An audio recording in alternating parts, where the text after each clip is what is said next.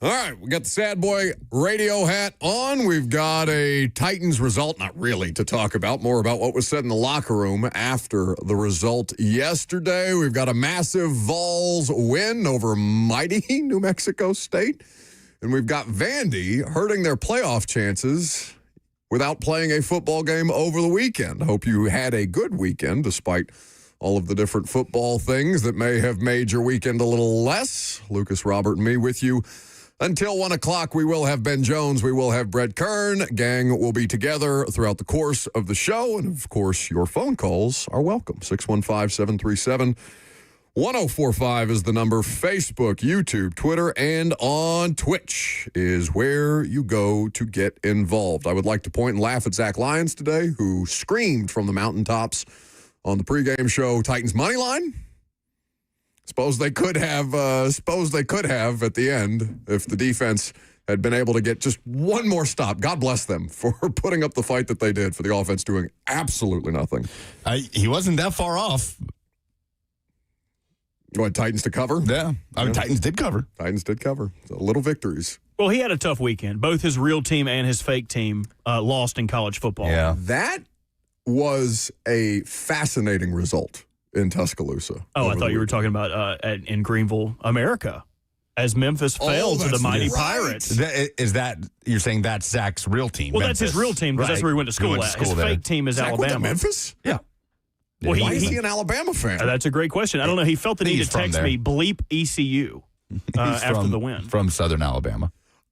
So, ECU victorious over Memphis? I did not see the game. I did see that we got tweets about it after the fact, but what was, so now ECU playoff hopes very much alive? Very much alive. It's all in the hands of North Texas losing to a nobody in the next 2 weeks. Man. So hopefully North Texas rolls all over themselves. The fight for this G5 bid is just an all-out war. Nobody wants it. ECU wants it. ECU wants it bad. I think Navy's in the driver's seat at the moment. Should we just do that to start the show today? That sounds like a much more compelling version of a conversation. The ECU game? Yeah. Oh, it was incredible. We could do ECU. We could do Indiana. Lucas, if you want to give us all your profound thoughts on Tennessee just drubbing New Mexico State, I'd much rather do that than what to do with a 1-9 football team. Well, here, I'll give you this, something for you guys to pontificate on. The East Carolina Pirates beat Memphis at home. Memphis was unranked, but after the game, Pirates fans stormed the field, took down the field goal post, and a lot of people are calling this corny. Corny that they stormed the field. And I can understand the argument. You beat an unranked team at home. But it was a very good team, and East Carolina has not been very good. Where do you guys side on field storming and happiness gatekeeping? Have either of you ever been a part of one? Never in my life. I have only seen one in person one time in my life, and that was Indiana's upset over Anthony Davis in Kentucky. What was that, 2011, 2012? The number one ranked Kentucky team at Assembly Hall. And that one was deserved. Indiana was unranked. I don't know. Lucas, Tennessee has beaten Alabama enough in recent memory. Are we past the point where the field storming against Bama is something that everybody needs to have, except for people to have their social media moment? I think we're past that point. Okay. I was even iffy about Tennessee storming the field against Bama last year. I was like, okay, but not again. If we do it again next time, let's not do that. So I'm not opposed if it's warranted, but I don't think it needs to happen every time. Would Titans fans have stormed the field if it had gone to overtime and the Titans had won? Buddy, they left. Houston kicked that field goal to go up 13-6. It's a one-score game, and people are just like, yeah, I'm good. I'll save myself the extra half hour. Like, it's a one-score game. And that's the other thing. I mean, they are playing now 2 games in the last 2 times they've played that are one-score games, and just the amount of people streaming out as the Titans are getting the ball back. Like, Titans are getting ready to have a possession here and ended up tying the game. Now the defense allowed Nico Collins to put Houston in a position to kick the game-winning field goal by Titans legend Matthew Wright in that game. But, yeah, I mean, I think there was more than 12 minutes left to go in the fourth quarter, and the amount of Titans fans that were just like, yeah, I'll just save myself the extra half hour. I know how this is going to go, and they were right, even if it was a closer game. So, no, I don't think there were more Texans fans in the stands at the end of the game, as is the custom here of late, than there were Titans fans, and Texans fans are not, it's not a stadium takeover type of deal. Well, Cam Ward gave the Titans fans that stuck around something to watch, to cheer for at the end of the game with a 95-yard drive. But, man, 3rd and 16, Davis Mills to Nico Collins. Yeah, that's bad. And Robert and I were watching it before the show. He's bracketed with Darrell Baker, Amani Hooker over the top of him, and it's still just too big of a window for the number one receiver on the Texans. Hat tip to Davis Mills. I thought he had some nice moments in this game, made some good throws. Yeah, and we were kind of joking about this on the pregame show yesterday with Zach and Blaine, the idea that, it's going to be so exhausting when Titans fans are calling in about how much better Davis Mills is as Cam Ward. Yes, of course he is. He's a 5-year NFL pro. Of course he's a better quarterback than Cam Ward. That doesn't mean that Davis Mills is more talented or will have a better career or has a higher ceiling. But yes, of course, he's the better quarterback on the field. This guy just got here, and he's on the worst team in football, and he's not good, he's not bad, he's not a bust, like all this stuff, but it's just whatever. He's inconsistent for 3 quarters. He makes one wow play at the end of the game. It doesn't matter because they spent 3 quarters screwing around. I think this was the most difficult situation Cam Ward's been in all season. Well, yeah, because JC Lamm is clearly a sleeper cell for the Houston Texans in this game. Well, penalties, a huge issue. The false starts, 9 penalties for 62 yards against the Titans in total. The run game was essentially non-existent. They didn't have it to lean on. 58 rush yards for the Titans. Cam Ward ended up being their lead rusher with the career-high 33 yards. Yeah, that 58, that's way bigger because I think they had 12 attempts for 20-something yards heading into the fourth quarter. Yeah. I mean, how much of that is Cam Ward? He rushed for 23 yards himself on that 95-yard drive, including the 20-yarder, which is a career long that was tacked on a little bit with a Texans penalty, a couple Texans penalties on that drive, and then the pass-catching situation. I mean, just it's bottoming out in this game. When Calvin Ridley goes down, first catch of the game, he's done. For the year. Next thing you know, Chimere Dike is being looked at for a concussion. Alec Iomanner's going into the blue tent. And Bryce Oliver is just placed on IR, and it's like, oh my goodness, Mike man. McCoy's coaching scared and defending it afterwards. I mean, it's so he had a lot of obstacles in this game. So he's going to have obstacles as long as he's playing here. Yeah, that's every. And I'm not down on it because I understand the circumstance. We watch it every week. All right, it's been 4 years of different people having to go through these levels of struggles for a bad football organization here of late, but. There are plays there to be made, and if he's throwing to Mason Kinsey at the end instead of Chimere Dike and Calvin Ridley, then yeah, it's probably going to look the way that it looked at the end of the game. If you want Xavier Restrepo, by God, you're probably going to get it at some point because they're just running out of players. Chimere Dike, for what it's worth, was being evaluated for concussion. He is not in the concussion protocol. He's a chest contusion. Mike McCoy did clean that up, or clarify that, rather, in the postgame, but did tell us that Calvin Ridley had broken his fibula, and that is likely Calvin Ridley's last game as a Titan. First catch, first I know, I hate it. Play from scrimmage or no? Or did they run the ball first? I think that was their first offensive play, if I'm not mistaken, a 13-yard reception by Calvin Ridley, which would have been one of their biggest plays of the game before that Cam Ward run. It was their first play from scrimmage. So, what is there to say? Now, the JC thing, we can spend more time on that throughout the course of the show. I can ask Ben Jones about that when he comes in studio.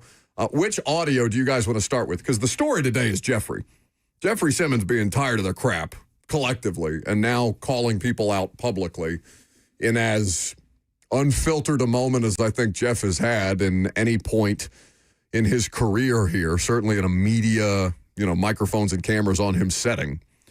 Jeff, I wouldn't even describe it as losing his cool. He's just exhausted of this. And that's the thing that really, if you're a Titans fan where you have been disappointed many, many times by this organization, that's the start. That's the thing that starts to break your heart. Jeffery Simmons is as determined is probably the word I would use of a player. I thought Jeff went out there and fought his ass off in his first game coming back. Yeah. Him and Arden Key, credit to both of them for going out there and playing high-level football. And I get it. It's Davis Mills, whatever. And the Texans' offensive line isn't good. And they are also not a team that's overwhelming in any way, shape, or form other than Nico Collins. But whatever. You play the competition in front of you. Jeff and Arden and the rest of them went out there. Cedric Gray continues to be a plus And their secondary is me, Lucas, and Robert. So what are they going to do against Nico Collins? Denard Wilson deserves some credit for the way they've been able to manufacture some pressure and to kind of pick up where they left off, despite Draymond Jones now being a Raven. They had 4 sacks yesterday, and Arden Key had 1.5 of those in his return from injury. Jeff had 1 that brought him up to 5.5 on the year. Yeah. So the defense has been scrapping the last couple weeks. Yeah, and so Jeffrey is now back in it, and it's been a while since he's felt the level of frustration that comes with playing your best football and still losing at the end of the day, to the point where he's now comfortable calling out the other side of the ball. And he did not name JC specifically, but he is talking about JC Lamm because 3 false starts and a holding call. Brother, you are a problem. And when you aren't getting penalties, you are getting your ass whipped out there. And it wasn't just him that was getting his ass whipped yesterday on the offensive line. But my God, the idea that Oli Udoh is a superior option to the 7th overall pick in the draft when presented with a sample size where both of those tackles have played the Houston Texans this year, and JC Lamm is the lesser of the two. 3 false starts at home. There is no noise. It's not a stadium takeover. It's not the Chiefs, the Packers, the Vikings, whatever. Like, how you are still so bad in that moment, I cannot wrap my head around. I cannot. It's the football equivalent of a war crime that JC Lamm committed yesterday. And the way that he tried to explain himself after is just football equivalent of a war crime. I felt the offense was a war criminal yesterday to the defense's efforts. They were actively sabotaging the defense at every turn, and then Cam makes one play, and everybody's like, "Oh, Cam Ward." Yeah, okay, it's one play out of 60 minutes of football. It's all bad. I would like to hear somebody like, maybe Greg Cosell will have a thought on this. Like, I would like to hear some actual evaluation on how JC played outside of that. But the penalties were rough. You didn't see it? Yeah, no, I mean, you can hear in the different. I can certainly ask Cosell to come on here and explain the various ways that JC was beaten, but you didn't see JC getting beat like a drum yesterday. No, he got beat a couple times for sure. But again, I would like to hear more on the totality of his performance and a Titans offense that struggled for 95% of this game until they dug out a 95-yard drive out of nowhere. Like, yeah. I can't wait to hear Greg's thoughts on this game, on Cam Ward's performance, because it was kind of a microcosm of his season so far. Just sporadic, right? Kind of all over the place. I just love the idea that Lucas is, I can't wait to hear Greg Cosell's thoughts. And I just picture Greg trudging into the office being like, I got to put on this damn Titans-Texans today. Our PFF scores out? We should have them by 11 by the latest. I would be interested to see how they graded them as well, because they generally grade on a curve and over evaluate running grades. So I'd like to see his grade based on like Lucas is saying the total score, but obviously tough game for him. Well, and the thing that I don't want to see here is from and it's fine. You're welcome to your opinion, even if your opinion is nonsensical. Duck Falling says false starts aside, Latham was serviceable. Okay, well, you can't put the false starts aside because it's 4 penalties on 1 player. Yeah, and serviceable isn't what you want from a number 7 overall. And it wasn't serviceable. They were getting dusted. And the other part that he adds to the commentary is the defense gave up late.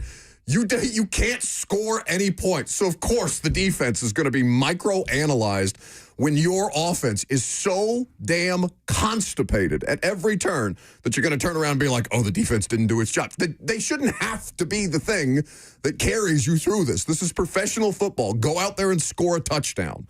And that was not the way that went yesterday. So if you want to put yesterday on the defense, you're lying to yourself, or you're making excuses, or you're grasping at straws at this point in time, because that is absolute garbage. So we will pull up the Pro Football Focus scores, as Robert said, because I do have grades. I'll log in here to Pro Football Focus, and we get into that. You will hear from Jeffery Simmons, JC Lamm, Cam Ward, and Mike McCoy coming up next.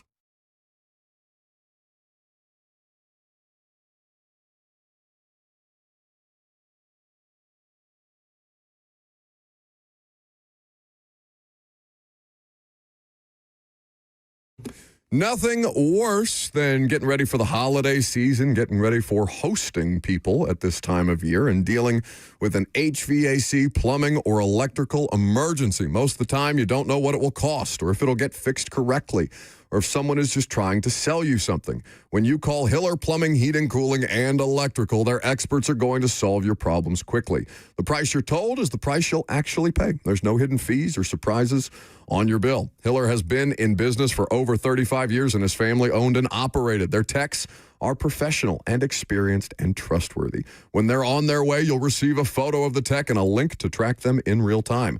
No more wasting time waiting around. 100% satisfaction guarantee of happy you'll be or the service is free. That's the Happy Hiller promise. So book online today at happyhiller.com.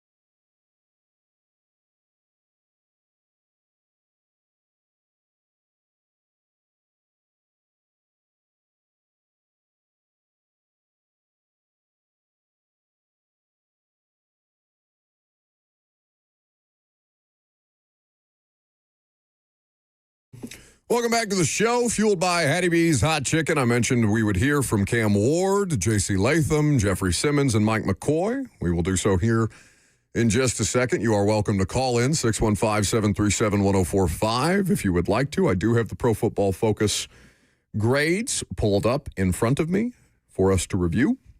Now, again, not end all be all. Maybe the team has things graded differently. Maybe Pro Football Reference has things graded differently, but we do have Pro Football Focus to go off of, so we will use that at least as a guiding point. For the purposes of our conversation, F&M Bank Chat also available for you to participate as well. Robert, you brought up something that was brought up on the morning show today during the commercial break that you would like to get into. Yeah, they got a call that in next year's offseason, there should be a quarterback battle between Will Levis and Cam Ward. Mm-hmm. And I think the way the caller spelled it out didn't necessarily put Cam in a graceful light, like assuming that, like, oh, well, Will Levis would definitely beat this guy. And both Will and Ramon disagreed with it. But I do think that there is some merit in the conversation of there being a quarterback battle, because flatly, Cam should win that battle, right? Like, Cam would not be afraid of a quarterback battle. And also, if he doesn't win it, he's not the guy you thought he was anyway. But I was interested in your guys' thoughts. Oh, yeah. Absolutely. Nobody on this roster, save Jeffery Simmons, should not be engaged in active competition. And even Jeff relishes competition. That's why you want him here. That's why he matters. To say that there is... So, because I had a tweet yesterday to the effect of there should absolutely be a quarterback competition come training camp. And there was some mixed reviews on that. I didn't read through all the mentions. But I don't think people understand what that means. That doesn't mean that Cam Ward can't still be your starting quarterback. That means you absolutely have somebody to push Cam Ward, because Cam Ward is a competitor. Why are you more scared of competition for your quarterback that should absolutely go out there and win the competition and would relish the opportunity to stick Will Levis's nose in it if he got, in a friendly sense, not with anything malicious. But they are professional athletes. Their entire existence is competition. Their entire life, in some form or fashion, has been competition. I'm more competitive than you. That doesn't mean that you declare yourself out on Cam Ward, and if Cam Ward loses the competition, then you got bigger problems, and we can have that conversation when you cross that bridge. But that's not what that is. That's not preying on the downfall of Cam Ward. The insecurity of people who are just at every turn going to protect this guy in ways that he is not interested in being protected is very bizarre to me. Well, I think there's a reaction to it because, number one, it just doesn't happen, right? Like, it's not a thing that happens. A team invests the number one overall pick in a quarterback and then puts him in an all-out competition. Like, you'll see these fake, like, pseudo competitions a la Urban Meyer, Trevor Lawrence versus Gardner Minshew, when we all know what the result's going to be. But then in year 2 and 3 for that quarterback, like, no, that's the investment in him, so you ride it out with him. So I understand the reaction to that because it's not a thing that happens. But it's hard to argue with Robert's logic there. Like, what's the harm in it? There is no harm.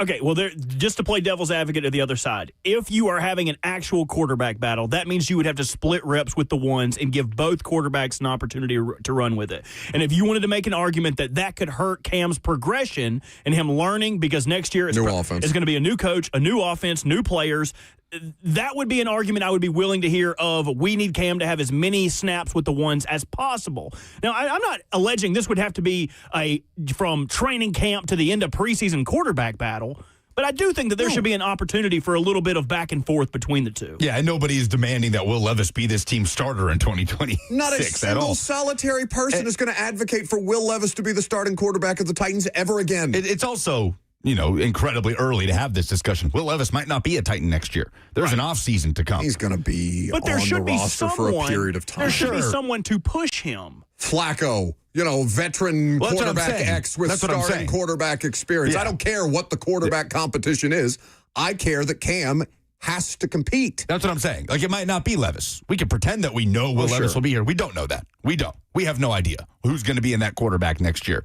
We don't know how this organization feels about Will Levis, the decision with the shoulder surgery before the season. Like, there's a lot of factors there, but it's hard to come away with any real degree of harm on how it would hurt Cam Ward, because to Robert's point, in the end, if he is the guy you think he is, will win that job no matter what. And there's also context of what the incoming head coach wants, what Mike Borgonzi wants. I don't want anything that's predetermined, though. Do not predetermine things for the next coach. No, I understand where you're coming from. Make his own evaluation, because one of the biggest. I'm going to let you make your point. Just let me get this off the ground. It could be predetermined by the coach. There is a statement from the ownership mentioning Will Levis that was predetermined before Brian Callahan got here. Yes, whether Will Levis was going to be his guy or not. I do not want anything to do with that if I'm the Titans organization, though I understand what Cam Ward is and what his draft pedigree requires. Now go ahead. But that's also just the NFL, right? Like, that is how the NFL works. Sure. 99.9%. No, in all places. Quarterback jobs. I don't know. I haven't been all places. I've been here. Name one starting quarterback competition that took place in the NFL this year. Rattler Shuck. It was Daniel Jones, Anthony Richardson. That's the only one. Rattler Shuck, I don't know. It was pretty much Rattler all the way. There. So that's my only point, is it's not a thing that happens. They went with Levis. They predetermined that. They predetermined Cam, right? And it didn't work out with Levis, and year one's been a rough ride for Cam. But that's also just what happens in the NFL. Team makes investment in quarterback. If it doesn't work with said coach, they bring in new coach to work with said quarterback. That's just kind of what it is. Yeah, everything for the organization should be done in service of supporting Cam Ward once you draft him with the number 1 overall pick. Not a single solitary soul is arguing that. I'm saying that supporting Cam Ward also means pushing him. Yeah, and I think people are misunderstanding this argument where we got a couple people, damn, y'all want Will Levis. This is insane, but very predictable. We got 3 guys arguing for Will Levis to be quarterback 1. That's not what anyone is saying. Nobody's saying that. I'm not saying that Will Levis should be the quarterback or even come close to it. I want Cam Ward to get an easy win before the season starts. I want him to go into a competition with someone, have to beat them out, and win. And that, in my mind, that would give him confidence moving forward. And then a lot of people are going to say, well, beating Will Levis would give you confidence? No one is saying that. There needs to be competition. Some kind of win, because he's not doing any winning on the field this year. I mean, it's exhausting. Exhausting. Listen to Jeffery Simmons after the game and see if you want this for Cam Ward, if they continue on this track of all the losing. Jeff Simmons in the locker room popping off because he's sick and tired of their crap. At your convenience. Can't have that many false starts. We need to be better.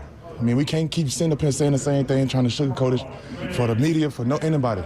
And I said it in the locker room, I said it on the field. I'm tired of sugarcoating. I mean, we need to be better. At the end of the day, we need to protect Cam better. Simple. How do you guys feel as a defense when knowing if you give up 2 touchdowns or or whatever, that's going to be hard to win? I mean, at the end of the day, it's about complementing football. We have to play better team football. Sometimes the offense can be playing good, sometimes the defense, but how can we play good as a team, 3 phases? We not playing good team football right now, and it's showing.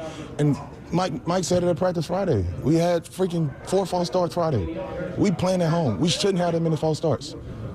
Don't care. Like, I'm tired of saving feelings. I'm tired of losing. That's what I'm tired of doing. I mean, guys on this team fighting. Ridge fighting. Arden, we fought all the way back from injuries. That's because the team and this game means so much to us. Everybody had to take that same approach. Take this approach. We grown men. Everybody have a job to do, and we need to attack this game. We need to attack every day with a better attitude. And like I said, we need to play better football as a team, but we're not. Jeff went on to say that it's got to mean something to you. When we talked to him in the locker room yesterday, he also brought up the idea, or not the idea, a thing that happened. On Friday in practice, they were having false start issues in the red zone. In practice, Friday practice is a walkthrough. How is your attention to detail so poor that you can't manage to get through a Friday walkthrough without false start issues? You're playing a home game.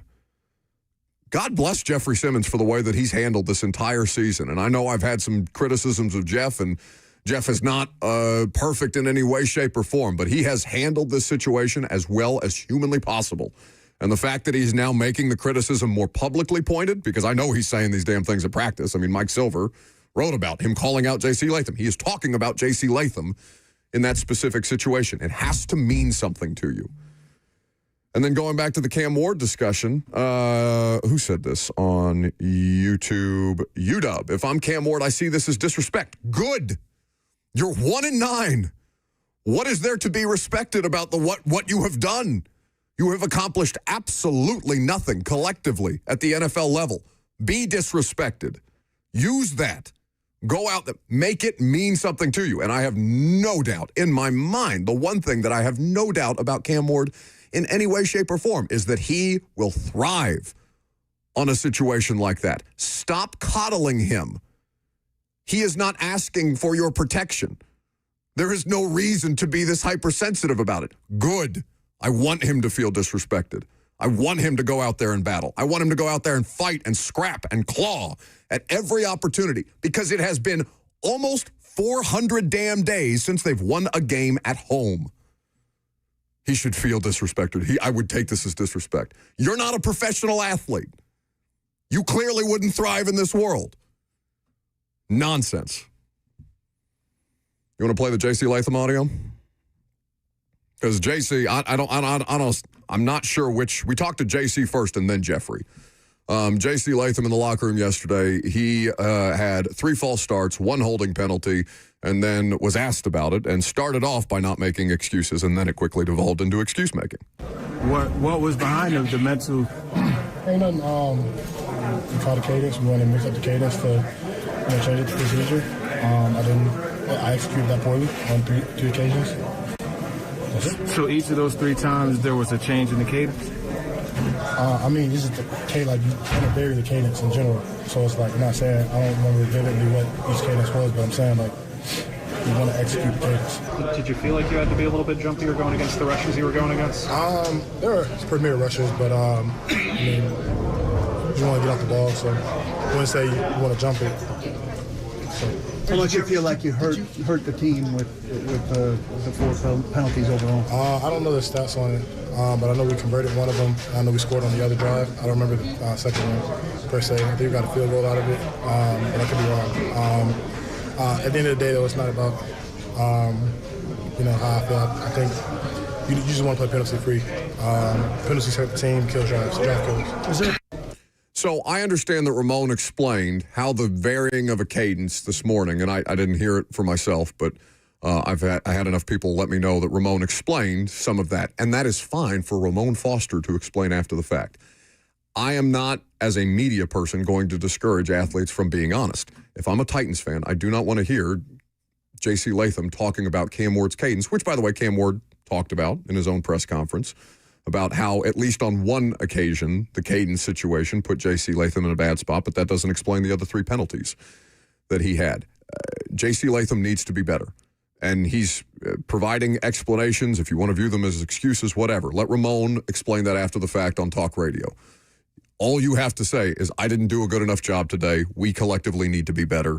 I will be better. You don't want both, right? It's not a good look for him. Yeah. He's not helping himself in that situation, right? Well, and the he reason did that both he sounds after the game, like here's the cadence thing. I got to do better, but it's also like, to me, it's one or the other.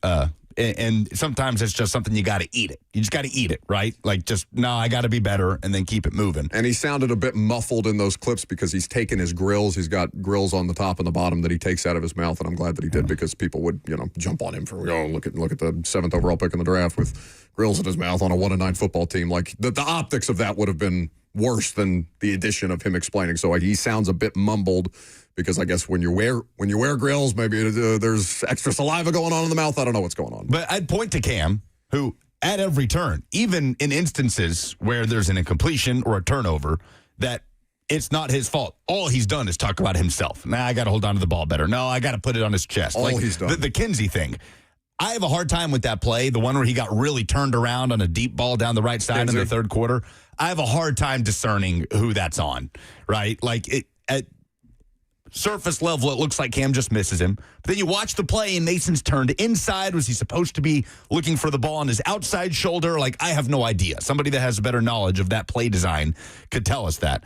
But no matter what. Mike McCoy said he would explain more after he had the opportunity to review tape today. And he'll talk today. 1:30, I think, is the time for the 1:30. But Cam's default there is, I got to put it on his chest. Like, regardless of what the context of the situation is. I just don't understand how the rookie is more grown up than a good percentage of that locker room. And JC Lamm's not a bad actor. He's not a bad person or anything like that. he's got to learn from these moments, and he's got to understand, it does not help you in those situations. Let other people explain what happened to you who have the insight, like Ramon does, who's played NFL offensive line. And I'm sure Ramon did a fine job doing exactly that this morning. So we can talk about Mike McCoy and his lack of interest or lack of whatever it is that keeps Mike McCoy from going for it on 4th and short as often as he does. And we can get into that here in just a little bit. Why don't we do that coming up next? You'll hear from the Titans head coach. Ben Jones will join us in the second hour, which is right around the corner. I'm Buck Rising. It's 104.5 The Zone.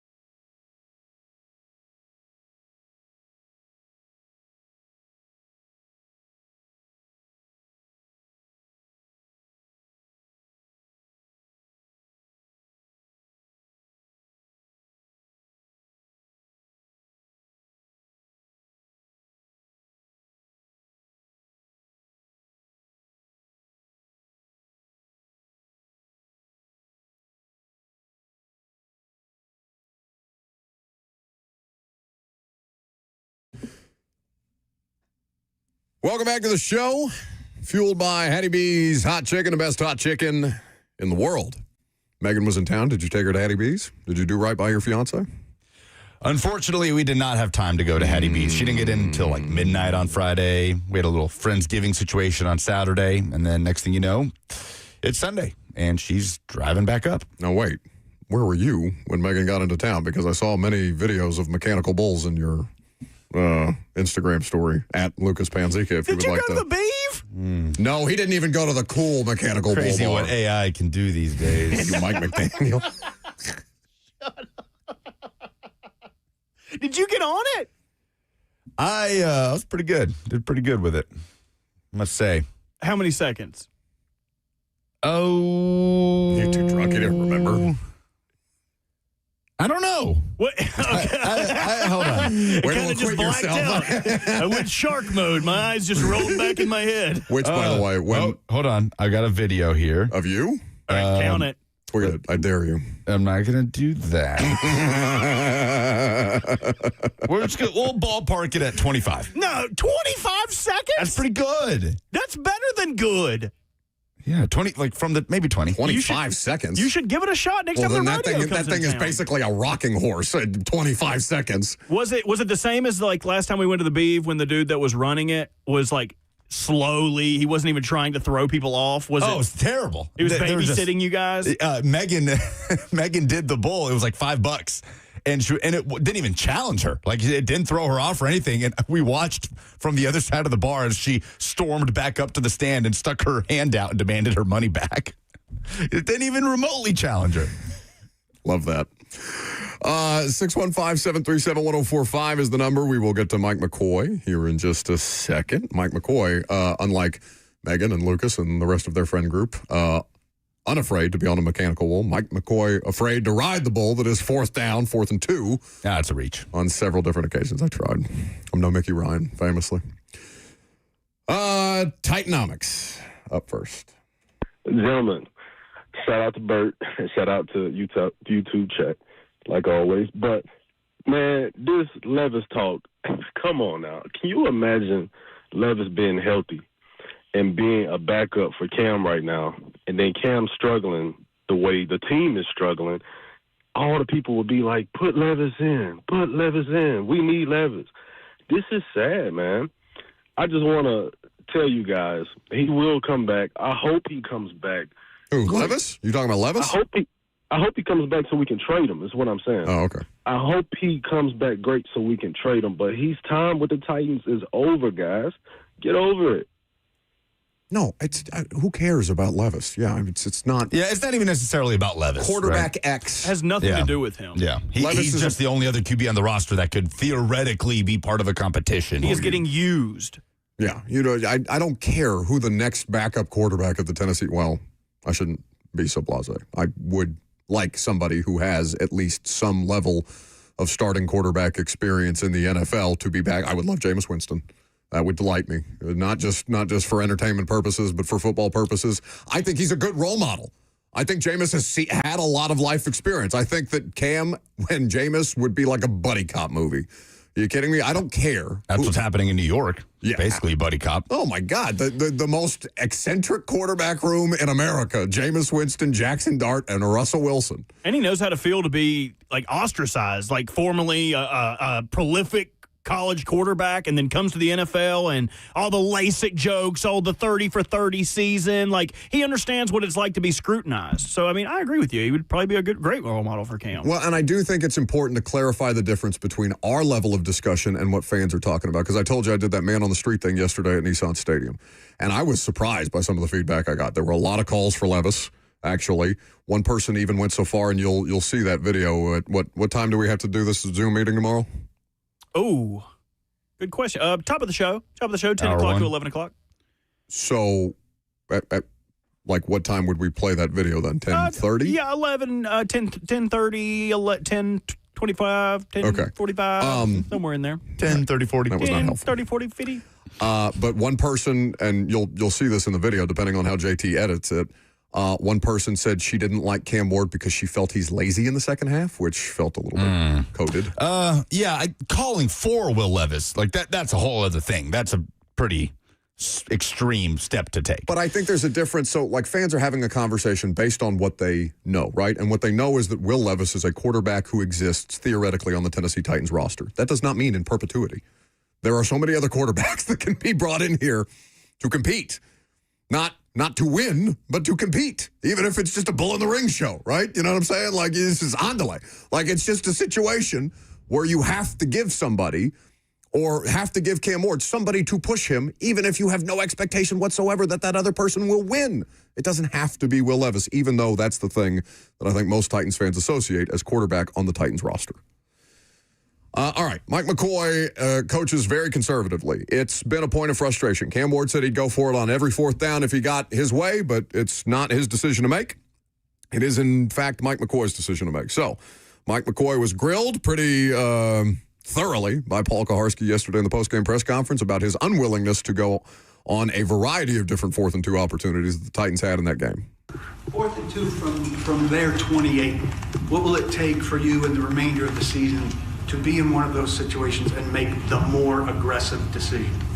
Well, you go, like any situation in the game, you look at certain things. What is the flow of game? What type of game is it going to be? And what you think at the time and situation of the game you're going to do. Every game this season has been the kind of the game where you need more points than the field goals you guys consistently settle for. Yeah. Is there going to come a time where you decide, I'm going to go for touchdowns in this game? Oh, definitely. There's times we talk about it, as the game's going on, as a staff, as you play the game, the flow of the game and everything.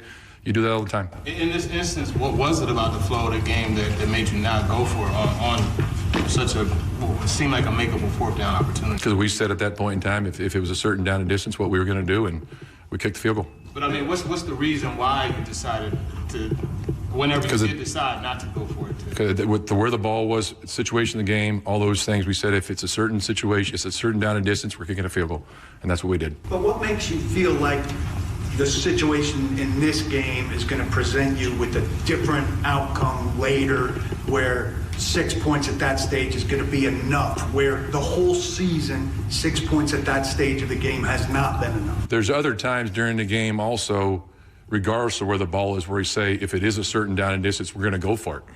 And that's the decisions you make as the game goes on. It's always, and it constantly changes as the flow of the game goes. Where's the ball? Where's the field position? What direction you? There's so many other things that go into it, and we had talked about it, and that's what we did. Okay. I guess those situations just haven't presented themselves enough for Mike McCoy to go for it. But they are just mind-numbingly conservative as a football team. And we went around in the locker room yesterday asking players the question of, like, why not just kind of, for lack of a better term, let your hair down? Like, you got nothing to lose. You're 1-9. Like, just go out. And I'm not saying go for it on 4th down, 4th and 16, 4th and 5, 4th and 1, like 4th and everything. Go for it. But, and not quite reckless abandon, but there could stand to be a little more, what do you have to lose to this football team that's not going to further jeopardize anybody's jobs than they're already jeopardized, right? Like, is Mike McCoy going to be here in 2026? No, in all likelihood. One would not imagine so. So what Mike McCoy is trying to accomplish, and listen, Mike McCoy's best argument is we were in a 1-score game. We needed one more defensive stop. We play for overtime. Maybe we win the game. I don't know. Maybe that's Mike McCoy's best argument, because they were in a 1-score game, and they're playing a lot more 1-score games with Mike McCoy than they were with Brian Callahan. And in the moment, to be honest with you, that was I didn't have this egregious reflex reaction of, no, you have to go for it there. In the moment, it was, for me, that's the kind of game it is. It's 3-0. You held them scoreless in the first half. Is that sustainable? No, but you're struggling to move the football. Just get the points where you can and see what happens down the stretch. And what happened was it's a tie game with 90 seconds left, and the Texans find a way to kick the game-winning field goal. But over the last 24 hours or so, the more you look at it, especially with the hindsight of the game result, the easier it is to say, no, that's a spot where you probably want to go for it. I do totally understand the argument of, like, throwing your hands up. It's a 1-8 football team. Like, what do you have to lose here? Why not? Are you so terrified that you're not going to get that 4th and 2 where you're going 3 and outs on all these other drives that it's going to just completely cripple you in the moment? Why not? Yeah. But like I said, in the moment, I did not. Was most of the press box, like, in that moment, shocked that? Yes.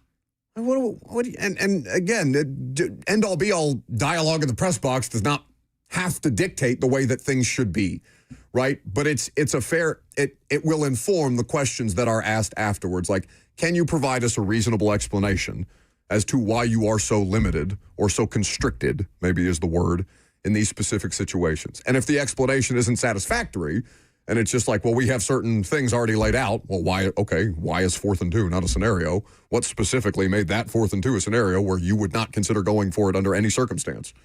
And he went on to say, well, there's other circumstances where we would consider going for it. We have yet to see those examples, it seems. Tim is in Bowling Green. Hello? Hello. Yes. Do you have a thought, Tim?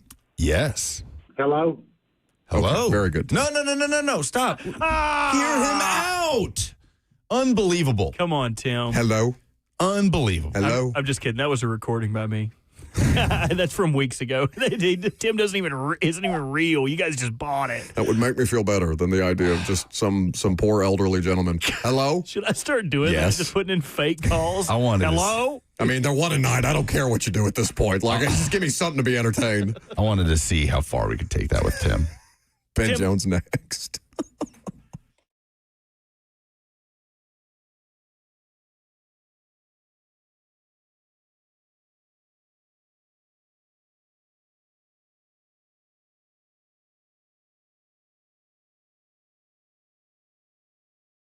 Performance issues happen to a lot of guys as you start to get up there in age. Your body starts to change, and those things are normal. In fact, it doesn't have to be inevitable, and the Tennessee Men's Clinic is here to help you with that process. If you are somebody who is dealing with performance issues, you should consider one of the many treatment paths that the Tennessee Men's Clinic does offer, because they have been helping guys since 2014 get back to feeling like themselves. These aren't cookie-cutter treatments. The Tennessee Men's Clinic is urology-based and staffed with multiple licensed providers who specialize in men's sexual health.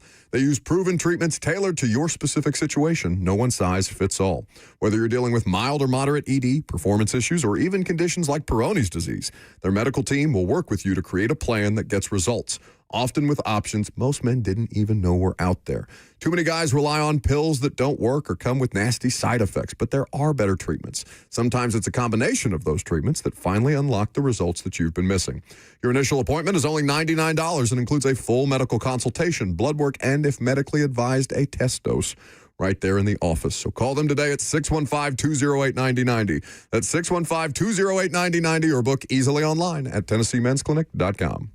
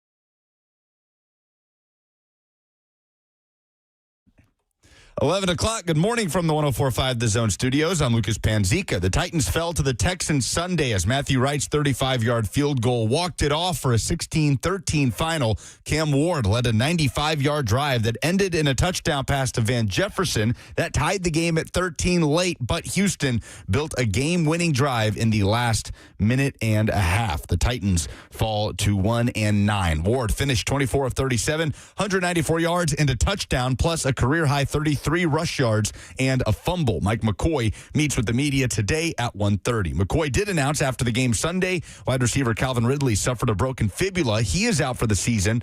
Ridley had just missed 3 games with the hamstring and suffered the injury on the opening drive. College football, Tennessee handled New Mexico State on homecoming night at Neyland, 42-9, the final. For all your foundation repairs and waterproofing needs, visit USSTN.com. Breaking news at once on your home for the Titans and Vols. This is 104.5 The Zone.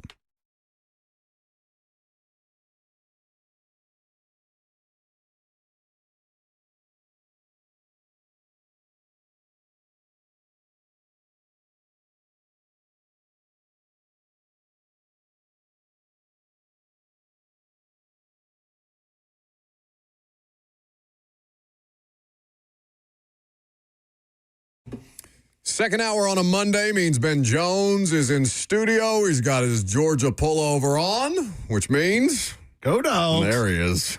615-737-1045 is the number if you would like to participate. You could even call in and ask Ben Jones a question if you're so inclined. Facebook, YouTube, Twitter, and Twitch is where you live stream the show. Benjamin, how are we? I'm fantastic today. How are y'all? Another day. Another day. The sun still rises in Middle Tennessee despite the football results, and we just keep on trudging along for 7 more weeks of quarterback evaluation, for lack of a better term. No doubt. Yeah, I understand that. And young quarterback, you want to see him hit some passes, kind of progress and get in a rhythm.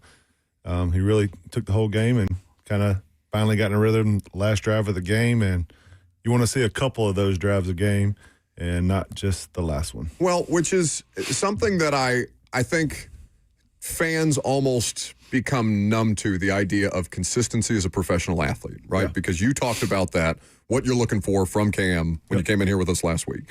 And, you know, immediately Cam makes the 38-yard throw to Chig that puts him in a first and goal situation. They're able to finally punch it in for a touchdown. God knows it's been a while since they've had a touchdown.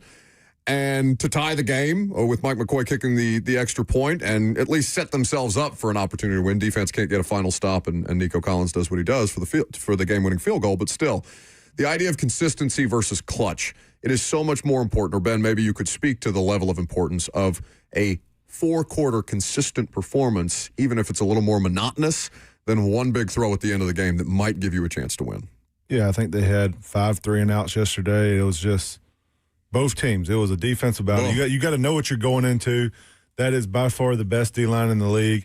Those 2 edge rushers, you know what you're getting into. You talk about Hunter on the edge. I think he has the highest win percentage on pass rush downs. Like, he is one of those guys that you circle like 3 times during the season. Like, man, I got to play this guy.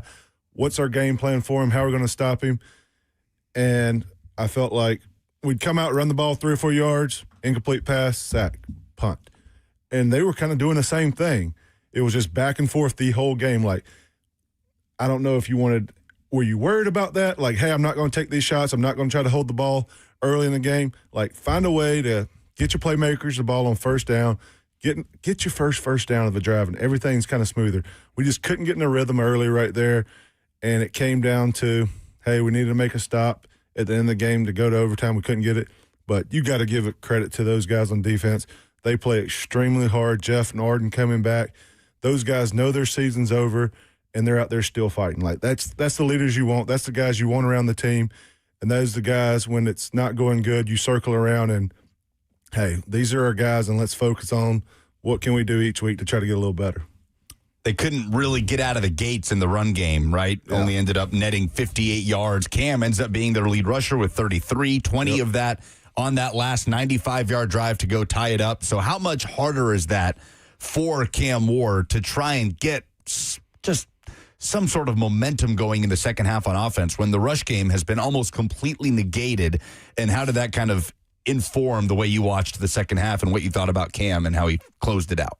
Yeah, I feel like when we were in run formations, run downs, you could see their linebackers, their D-line, they were out there to stop the run.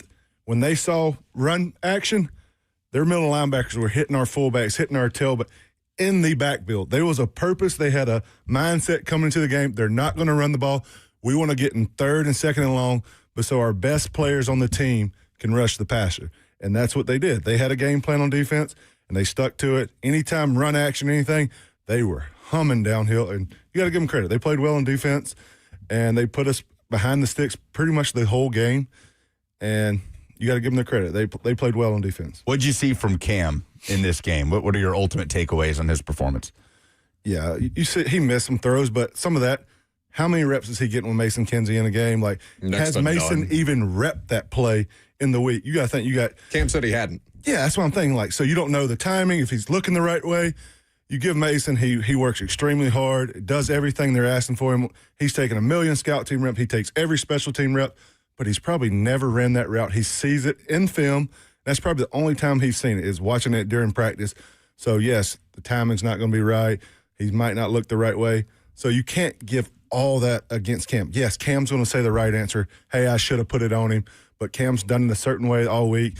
If it's Kim DK, whoever's ran that route, DK or Alec, whoever ran that route during the week, probably Calvin, honestly. And it's different. Like, you want to build that relationship. Now he's going to have new receivers, I'm sure, this week with other injuries happening. So, yeah, it's frustrating. You want him to see him hit those routes. Everybody's different, and that's the thing. The biggest thing is having the same guys out there every single week, just like O-Lineman. You want to play by the same guys? Quarterback wants to have his guys out there so the timing's right. He knows when they're breaking the route, how they're running the route, so it all makes a difference. So I'm giving Cam the benefit of the doubt. Like, yes, that's probably Mason's first time running it, and he's probably not exactly where he was supposed to be, but give him a little grace. Like, yes, you want him to see him make the throws, just put it on him. Cam zips everyone in there, maybe take a little off of it, but I'm by no means a quarterback expert, and he's competing, he's leading, so I'll give him all the grace he needs. No, but it's about you're speaking to what they are repping during the week or what they're not getting the opportunity to practice during the week that they are trying to then execute in the game. To your point, Calvin Ridley's gone on the first play of the offense of the offense's it's hard opportunity. And so that completely changes everybody else's role, and then you lose DK for a period of time. Again, he was being evaluated for concussion. If you're just now joining us, he is not in the concussion protocol. He's got a chest contusion, so there is an opportunity potentially for him to play next week against Seattle. That's another good one now, guys. Coming off a loss, too. Oh, my God.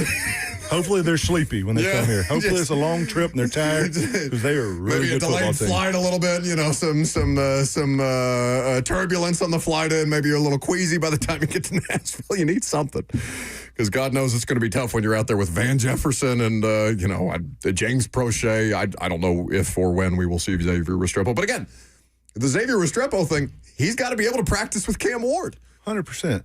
And I was looking at Browns fans talking about, hey, Shadeur's never taken a rep with the ones. Why would he take a rep with the ones? Like, if Cam is your starter, he takes every single rep. Your starting receivers take every single rep in practice. So Browns fans were like, oh, he should have been taking reps. No, he shouldn't have. He started out as the third-string quarterback.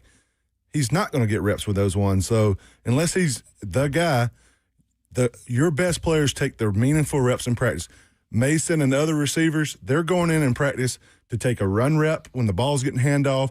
They're going to stalk block because if it's a third down rep that we got to see a rep, your starters are getting that rep. Mason is not taking those reps. DK's probably not taking a lot of them unless the route is drawn up for him. Like, all those reps are dialed up for certain people. When those certain people are out, it gets hard for you. And you're like, man, do I just throw that play out that we liked on third down, or do we try to see somebody else run it? So you're taking a chance either way. Their luck has been just beyond being a lesser football team. Their luck has been just atrocious this year across the board. Yeah, we knew going into the year we didn't have a lot of depth. We had some really good players, and we needed them all to be healthy the whole year, and that hasn't been the case. But you got to give them some credit on defense. Those guys have played with different DBs, I feel like, every week, and they get after the passer. They're doing a pretty good job stopping the run. Like, that front seven is playing. Like, I don't care if Jeff's been in there, Arden's been in there, Ward's been in there, when Draymond was there. Like, whoever was in that rotation, they played as hard as they could every single snap. Yes, they've had some games versus the Colts, but other than that, they've played pretty well on that D-line. JC Lamm, we talked a lot about him and his comments post-game. Damn it, Lucas, I was just in Robert's ear because I said we're going to do JC next and we're going to do Jeff here. That's not your fault. You too slow. Obviously, the penalties. You're not going to let the caller set it up and then do the 20 segment and is the call about flow? JC? It's literally say, ask Ben Jones about JC. Well, I didn't tell him that. But okay.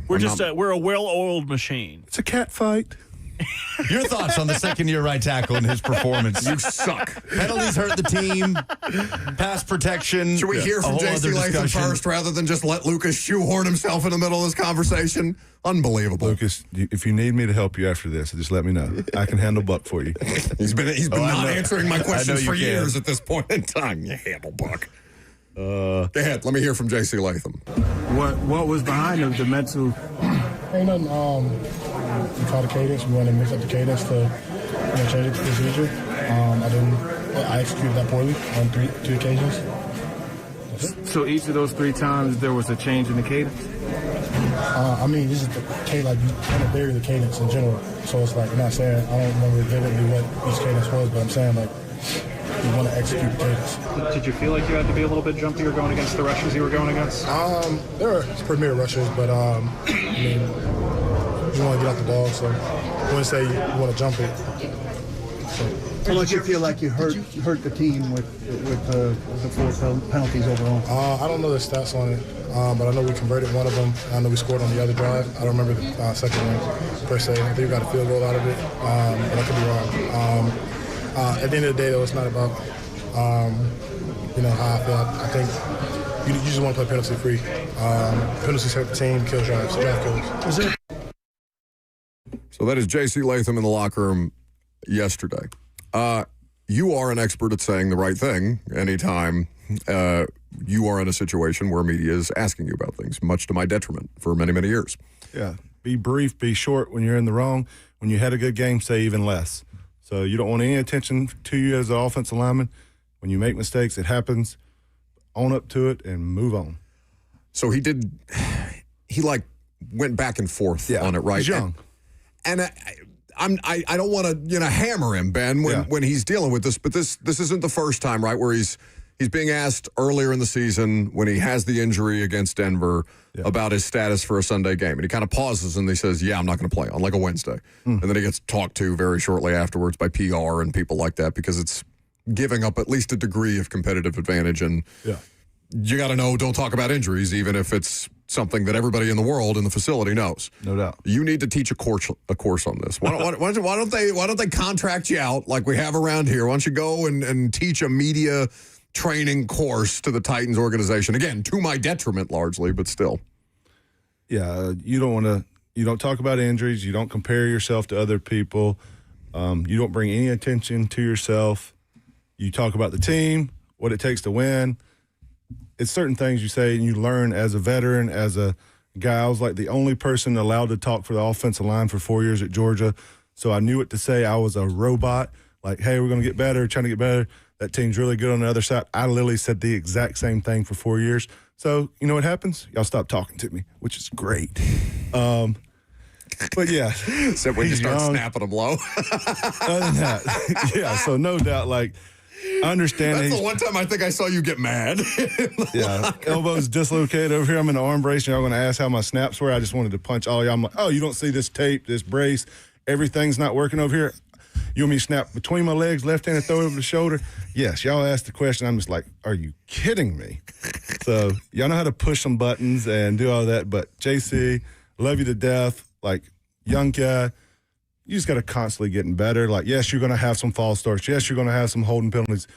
You're blocking the best D lineman in the league. Like, yes, you're going to have some growing pains. Be consistent with your answers. Just, hey, I got to get better. I got to focus. I'm young. I just need to focus a little more. I got to get a better routine. If it's Friday, if it's Thursday practice, like going into the week. If it's my guard next to me, relaying the count, like Nate Davis, his whole role for me was to remind me on the snap count every play, because I was making all the checks, doing all this stuff. Right before the snap count start, he would give me my code word. And I knew, like, hey, whatever our code word was that week, that was on 1, if it was on 2, if it was our dummy cadence, if it was a slow cadence, that was Nate's role. And he was the best at it. Like, he was so consistent, and that was one thing I could take off my plate during a game, and that was his role. Yeah, and obviously I don't know what that looks like for Zeitler and for Cushenberry, but they do have vets there, Ben, that should help even this out. And I understand what Cam is saying about, you know, a fault on him, and he's, again, Cam Ward is an expert, it seems, in saying the right things and being the kind of accountable that you would like every football player to be if you're somebody in that locker room. But the fact that the 3 false starts, holding happens. Holding happens. I'm not 100%. As concerned about the holding, but the 3 false starts at home in front of a crowd that's just kind of... It's frustrating. That's when you really got to self-reflect and, like, hey, what do I need here? Like, Lawan, loved my guy Lawan to death, but he had attention span about this big, and he knew it. Like, he'd be at the line talking his trash, trying to remember the play, and all of a sudden you could see the light go off. What? Ben, what's count? On 1, Mom, Dad, we had all these different code words, and he would just start going through them. Mom, Dad, Moon, and I'm like, yes, Taylor, yes. Now everybody knows the snap cadence. Squirrel? Yeah, no doubt. We had a million code words, and everybody needs that. Like, Taylor blocked his tail off. He was a great guy in the locker room. He brought everybody together. And if he needed help on the snap count, I found a way to give him the snap count on Sunday. So everybody needs something. Like, you find your person around you. If it's the guy next to you, if you have to skip a player, like, find somebody to help you out. And so these things don't reoccur. What else would you like to sandbag the segment with? Ooh, Go Dogs! Hold on. Wait. I got you. Last segment, Tim called in and didn't really know what he wanted to say, so I made this. I'll even let YouTube hear it. Crickets here, guys? Do you want me to sing today? Is it that bad over here, guys? It's almost Christmas. It's Christmas time in my house, so chestnuts are roasting on an open fire.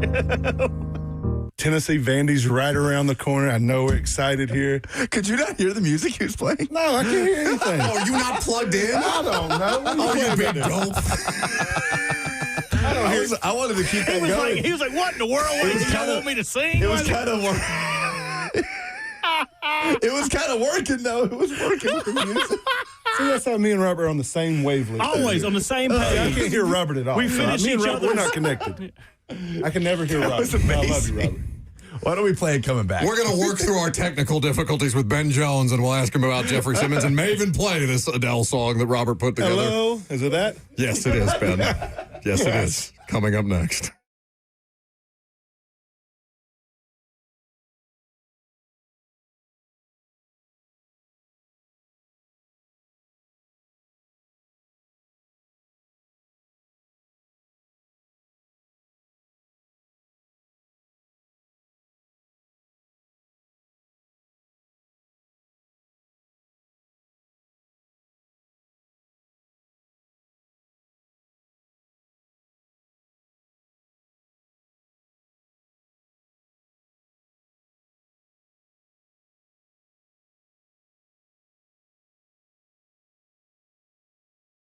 To call. I'm glad you're out on the course. Yeah, it's really good. Call the Kellum Stem Cell Institute today. Swing still looks just okay.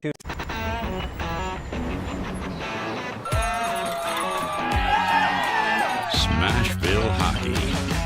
Around here, it can sound like a language of its own. But hey, if you can pronounce Demumbrian, then names like Yossi, Shea, and Marchessault will roll right off the tongue. Nashville Predators, only in Smashville.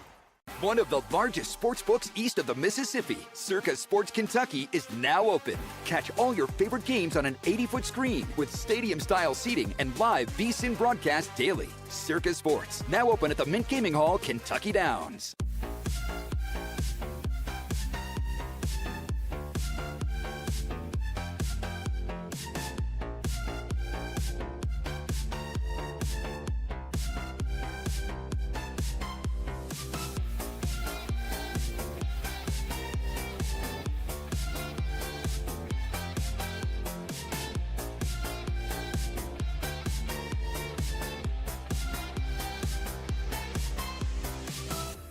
My dad and I used to golf together all the time, but when he hurt his back, it was over. To have your son want to spend time with you is amazing. That's why my chronic back pain has been so heartbreaking. Surgery, fused bones, long recovery. No way, not for me. A friend recommended stem cells, so I gave Kellum Stem Cell Institute a call. I'm glad you're out on the course. Yeah, it's really good. Call the Kellum Stem Cell Institute today. Swing still looks just okay, though.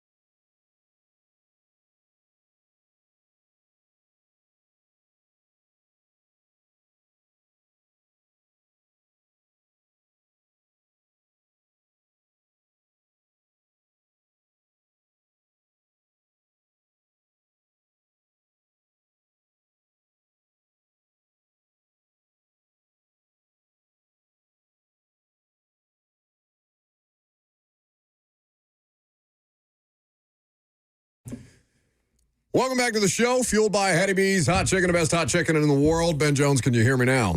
I can hear you. We're back. See, it's anytime I get too critical of something, Ben, then I spend too much time talking about JC Latham's false starts, and then I have our equivalent of a false start with whatever the hell the end of that segment was.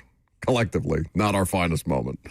But we've got Ben's volume figured out, and we will soldier on through the rest of the segment. If you have a call for Ben Jones, if you have a question for Ben Jones, 615-737-1045. We did have people call in with questions for Ben Jones, and then Lucas very quickly took those questions. So we will see if anybody else can be sandbagged by Lucas before the end of the segment. So, speaking of things that you say in front of media or things that you don't, I'm sure that you have at least heard or seen the Jeff Simmons commentary by now. Yep. But for the audience who may just be joining us, I would like to hear from Jeffery Simmons and play this audio for Ben Jones. Of course, Ben and Jeff were teammates for a period of time during Ben's time on the Titans roster and had, I'm sure, plenty of fun practice battles, maybe not so fun practice battles, between Jeffrey and that offensive line unit that you guys had at the time. But Jeff Simmons is tired of losing, and now he's at least having more pointed public criticism of both sides of the ball. Can't have that many false starts. We need to be better. I mean, we can't keep sitting up here saying the same thing, trying to sugarcoat it for the media, for anybody. And I said it in the locker room, I said it on the field. I'm tired of sugarcoating. I mean, we need to be better. At the end of the day, we need to protect Cam better. Simple. How do you guys feel as a defense when knowing if you give up 2 touchdowns or, or whatever, that's going to be hard to win? I mean, at the end of the day, it's about complementing football. We have to play better team football. Sometimes the offense can be playing good, sometimes the defense, but how can we play good as a team, 3 phases? We not playing good team football right now, and it's showing. And Mike said it at practice Friday. We had freaking 4 false starts Friday. We playing at home. We shouldn't have that many false starts. Don't care. Like I'm tired of saving feelings. I'm tired of losing. That's what I'm tired of doing. I mean, guys on this team fighting, fighting. We fought all the way back from injuries. That's because the team and this game means so much to us. Everybody have to take that same approach. Take this approach. We grown men. Everybody have a job to do, and we need to attack this game. We need to attack every day with a better attitude. And like I said, we need to play better football as a team. But we're not. Ben, 4 false starts in a Friday practice. What does a Friday practice look like? Fast and it's a mental day. Like, you're in and out. Everything needs to be. It's your final dress rehearsal for a game. Like, it's supposed to go as smooth as possible. Well, they did that. It looked like it did on Sunday. Yeah, so that's the most frustrating practice for a coach if it doesn't go right. And for us, we held it to such a high standard that if anything went wrong that day, it was the lack of focus, what was going on. Like, you were getting called out right away, but hey, what are you doing on Thursday nights? What are you doing? What do you got coming on Friday afternoon? Like, what is taking your attention from the most important day of practice? And that's what Jeff's doing. He is calling people out because he is the leader of that team. He has a voice. He does it the right way, and he's holding people accountable. JC's a first-round pick, got unreal amount of talent, and he's just putting the finger on him because he knows JC can be better. That's what a good teammate does, and JC's going to go out there. He's going to listen from it, and he knows Jeff means no harm from it. He's just calling a spade a spade. And we got to be better as a team. We got to focus on Friday because this leads over to Saturday, and that's when it looks bad. If it doesn't happen during the week and it comes up just in the game, it's okay. Like, hey, we got to fix this next week. But if it happened during the week and it bleeds over to the game, that's when you point the finger at yourself and like, hey, I need to fix this. Ben Jones is in studio. Your Dogs, 35-10. A lot closer than the score would indicate, but it did feel like just a professional job by Georgia. Just sending Texas packing, put the clamps down. Even in the times where that game was close and it's a 2-score game, It felt like it was a lot more lopsided than that. I don't know if it 35-10 was kind of the, you come away thinking that's a blowout. Texas was never in it. They were, but it did feel like Georgia kind of got back their defensive mojo in this game. Yeah, we played well. That was the first game we played from the start to the finish. We came out, we scored two of the first 3 drives. I think we were up 14-3, pretty much the whole game. Texas come back and answered late in the third. We got the ball back, went down, and that's complimentary football. That's what Jeff's been talking about all year. Like, hey, they made it. They went out there and got a score. What did the offense do? Went out there and scored. Then Kirby put the dagger in them, kicked an onside kick. Another phase stepped up. They saw something. They got the ball back, went down, and the offense got it back and scored again and put it away right there. That's how you play complimentary football, and then you take the momentum and take full advantage. You didn't go down there and go 3 and out. You didn't go down there and kick a field goal. You took advantage of the momentum, and you won at home when you're supposed to. Did you watch much of the Oklahoma-Alabama game before that? that was a good game. I enjoyed watching that one. It was a good game. It is a game that we will talk about the implications for Vanderbilt, who had a bye, and not in a good way for Vandy as far as their college football playoff hopes. But the way that Brent Venables and his defensive front had a plan that just had Alabama in a blender the entire time. That is as impressive a job on the road. I mean, Venables went to Tennessee, that Oklahoma went to Tennessee and won. And Tennessee is, understandably not as good as Alabama is, but to do this twice on the road in a big spot and to just have the opposing offense in an absolute blender the way that they did. What can you say about the job that defensive front did for Oklahoma? Yeah, they had a plan. They had a thing. They went out there and executed in Tuscaloosa, which is a hard place to play, and doing it on the road twice versus Tennessee and Alabama. Look at Clemson. They lost him, and how bad did they get? That shows you how much effect he has on a program. And last year, everybody was like, oh, this is not the coach at Oklahoma. This guy's turned the program around. You go on the road and win these big games in the best conference in the country. Sorry, Buck. This is by far the best conference. And we not according to the standings, bud. You only got to play 2 games a year. Ohio State's not even playing that at this point. Yeah, so to do that in Oklahoma, to turn it around, playing that tough of a schedule, nobody wanted to play that schedule they had this year, and doing what they do, they just need to finish the year out strong. And, yeah, it sucks for Vandy because if they ended up with the 2 losses, they're probably going to get in over Vandy, which sucks. Man, even a 9-3 Oklahoma team, maybe a case could be made, or a 9-3 Texas team if they go on to beat A&M. There's a lot of moving parts there. I disagree with you on Alabama being in a blender that whole game. Oklahoma was incredibly opportunistic, yes, and they forced some of these things, but Bama outgained Oklahoma 406 to 212. Almost doubled them up on first downs and 23 to 12. Alabama turned it over. Right. Bama was moving the football, but you have a muff punt by Ryan Williams. Ty Simpson, just uncharacteristic. The pick 6 and then a fumble as well. He had 2 turnovers. He had 1 pick the whole year, Ben, coming into this game. Yep. And it's crazy because when we were previewing this game, we took note of Bama having the best turnover margin in the country, let alone the SEC, and Oklahoma being bottom 3 in the SEC in turnover margin. That script has been totally flipped, not just in this game, but when they went into Neyland and won that game. Turnovers, a scoop and score, 2 interceptions by Joey Aguilar in the first half. Oklahoma has had one of the more impressive midseason turnarounds of any team in the SEC or the country, the way that they have totally flipped the script on the turnover numbers working against them and now leading to their 2 biggest wins of the year. Yeah, they're playing really good football on defense this side of the year, and the quarterback's getting better. He's coming off an injury. That is not an easy injury for a throwing hand quarterback. That stinks. And him just being out there gives the praise how tough the kid is, and he's getting better every week now from the thumb, and that's the team you don't want to play right now. Like, they're playing really good ball, and they've figured it out. Play good defense, run the ball, and don't turn it over. The remaining schedule is Missouri and LSU at home for Oklahoma. So Missouri now out of the rankings, at least in the college football playoff at this point in time. LSU trying to figure something out as they just kind of look to limp through the rest of their regular season. To your point about the degree of difficulty that Oklahoma's schedule has been, they have handled this situation about as well as anybody could have expected, if not better. But to the Vandy thing, I mean, I don't know, Lucas, how are you feeling? I know Vandy has to play Kentucky at home first before they go to Neyland Stadium, but how are you feeling about that? And it may not have the kind of juice that we thought it might a couple of weeks ago, but Vanderbilt's in a tough spot here, even if they do win out. How am I feeling about what, the Vandy game? Yeah. Not even remotely on my mind. Tennessee's going down to the House of Horrors that is Gainesville, Florida.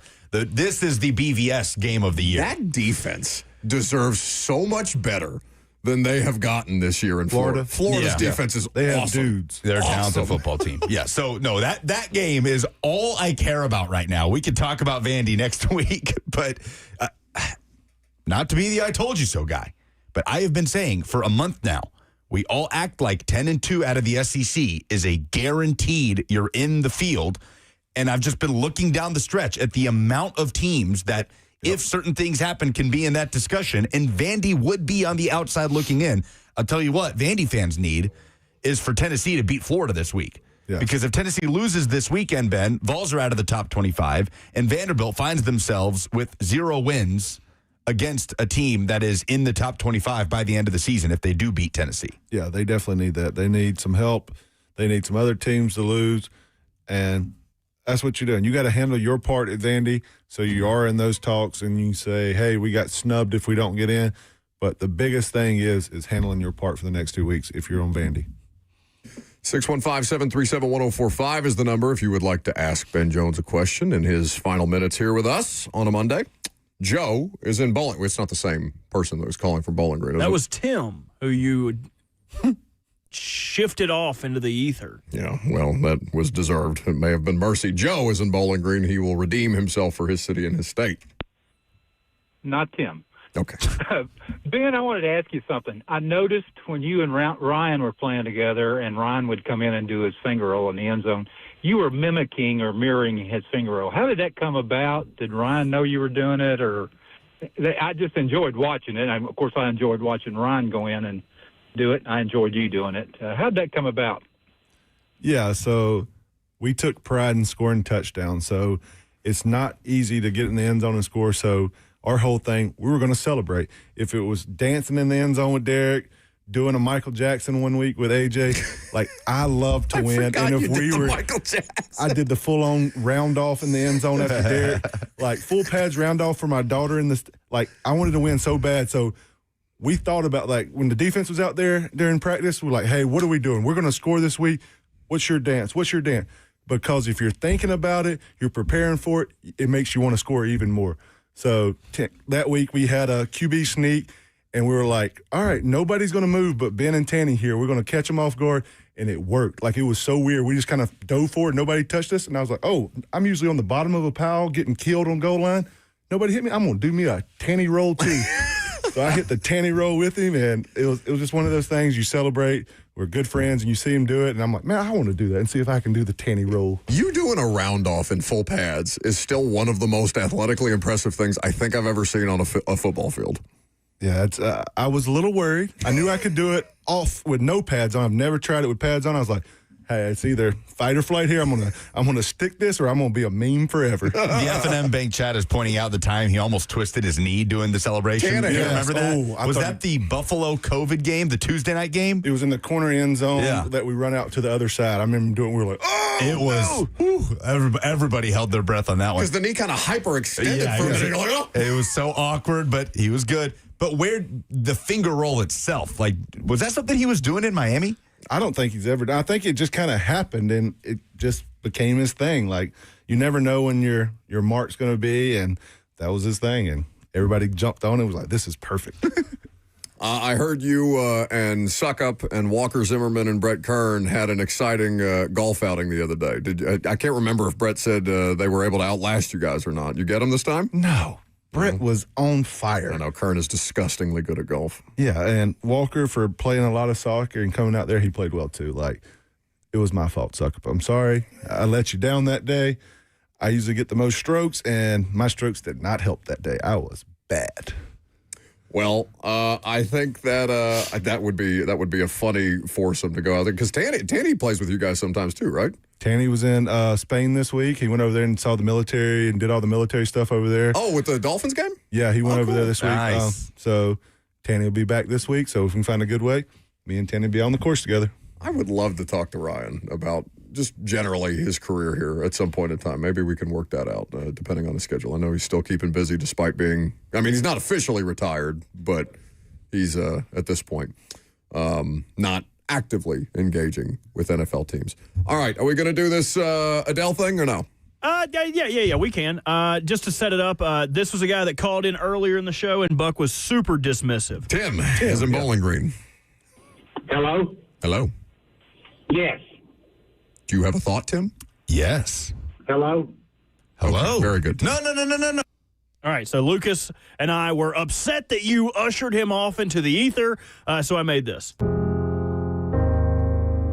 This is the thing you were talking over earlier. Oh. Hello?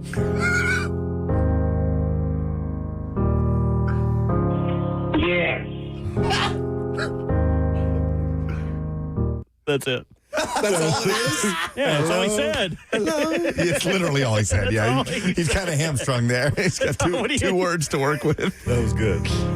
Hello? I need that as my voicemail. And just the people go, hello? Yes.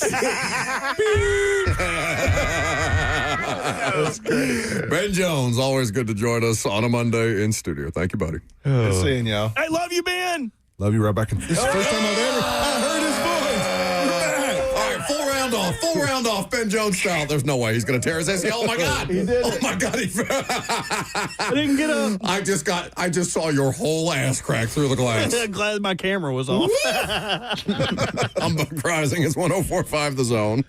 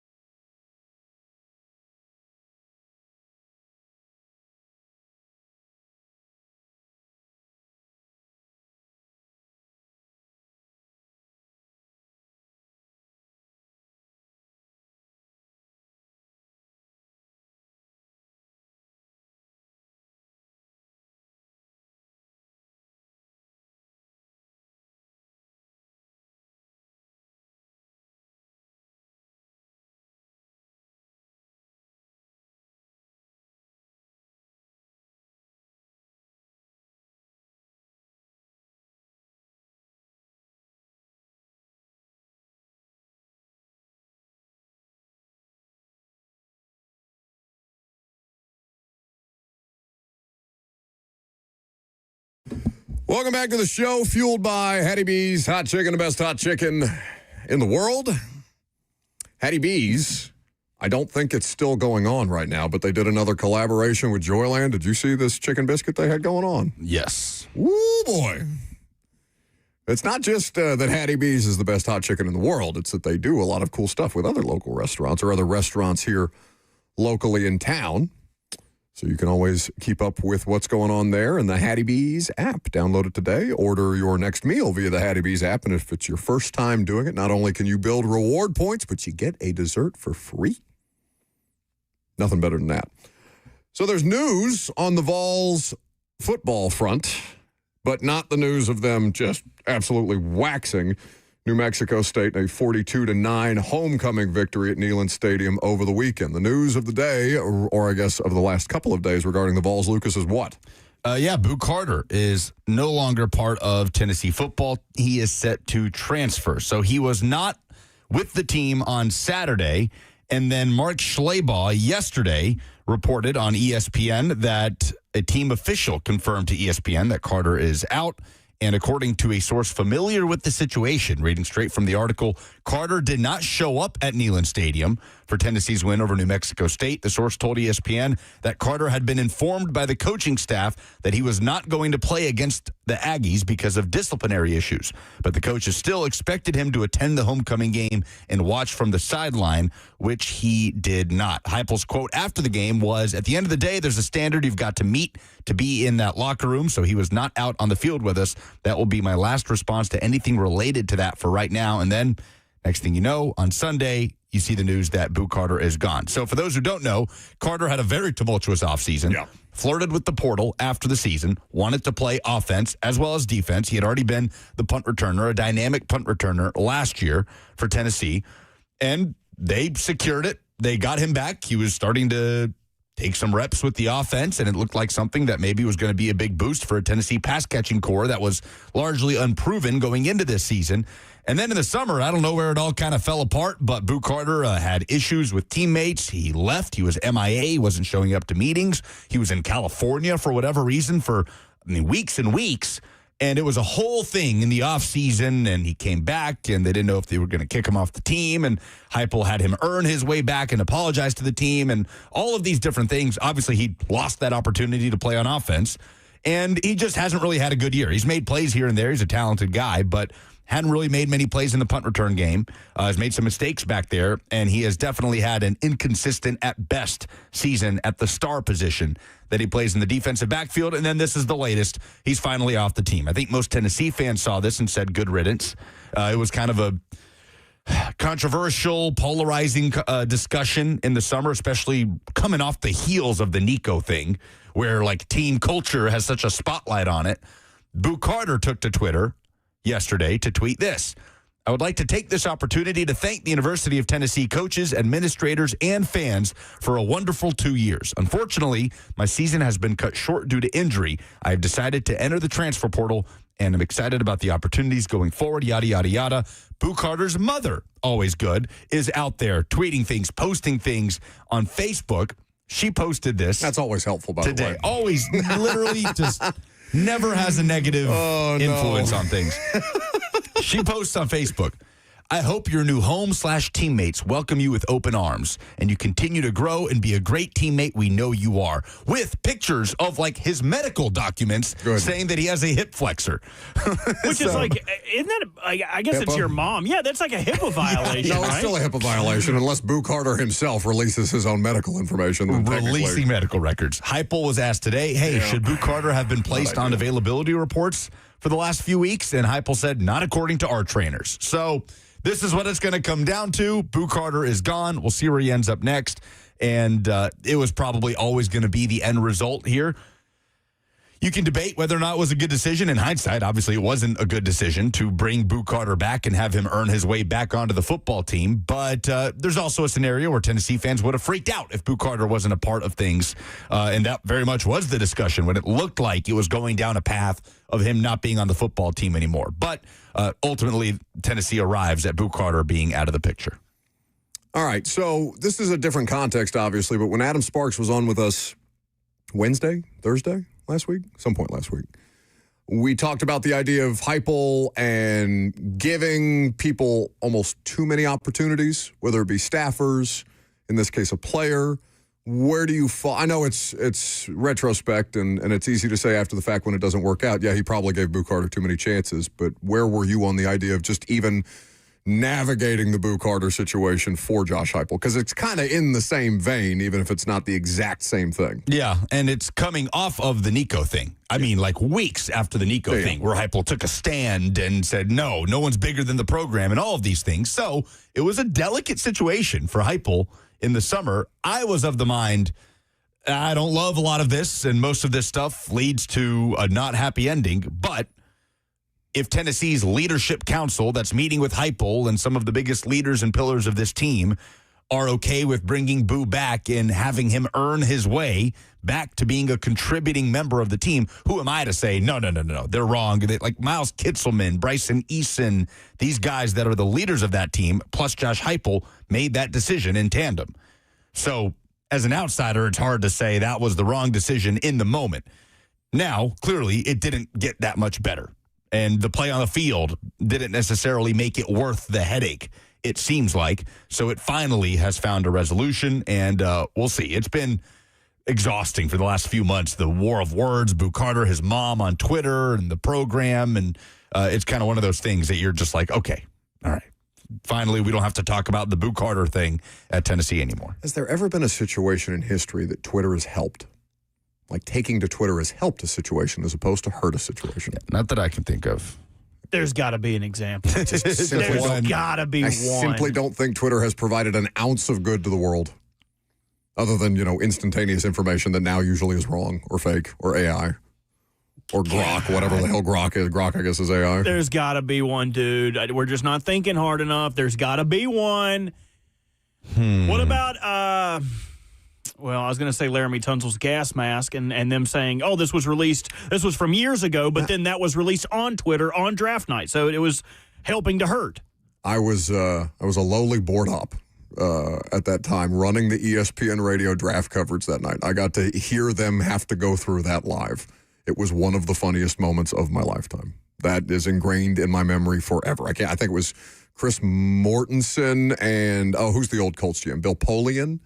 Maybe doing the draft coverage at the time? Foremost experts on gas mask bongs. Well, surely, given Bill Polian's opinions of Lamar Jackson. 615-737-1045 is the number. Brett Kern will join us in studio. We'll talk some NFL coming up next.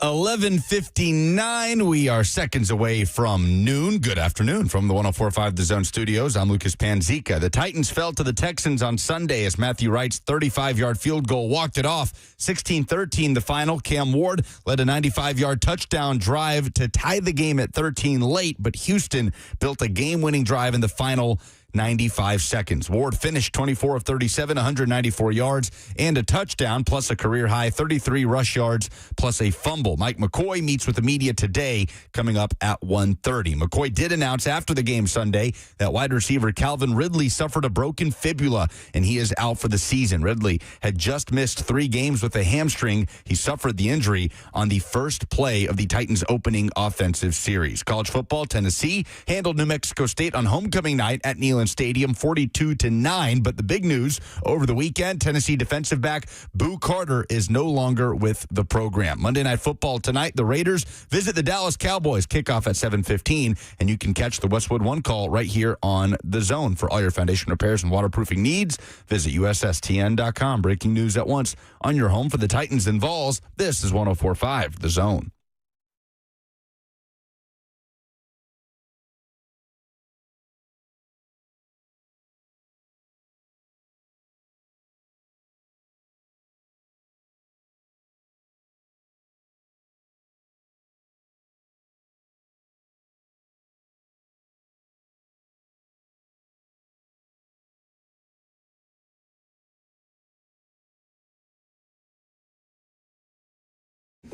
Lest you think that the three of us could not get any dumber doing this job, Brett Kern specifically told us that he was playing in a charity golf tournament today and that he would not be on the show, and not a single one of us for, 4 hours? Going on 4 hours between the time that all of us arrived at the radio station today and the time that we went to that last break where I said, Brett Kern in studio next, and then wondered where Brett Kern is because he's usually here 20 minutes before he's set to go on. Brett Kern is not here. Brett Kern is playing golf. So we will have Brett join us on Friday. We will talk more NFL then with him. In the meantime... Well, wait. I did, not in the meantime. I gave Brett a call, and he was very gracious. Brett, what's going on, man? Hello? Are you there? Can you hear us? Hello? Yeah. Do you think Tim in Bowling Green has any idea what happened? Yes. Oh.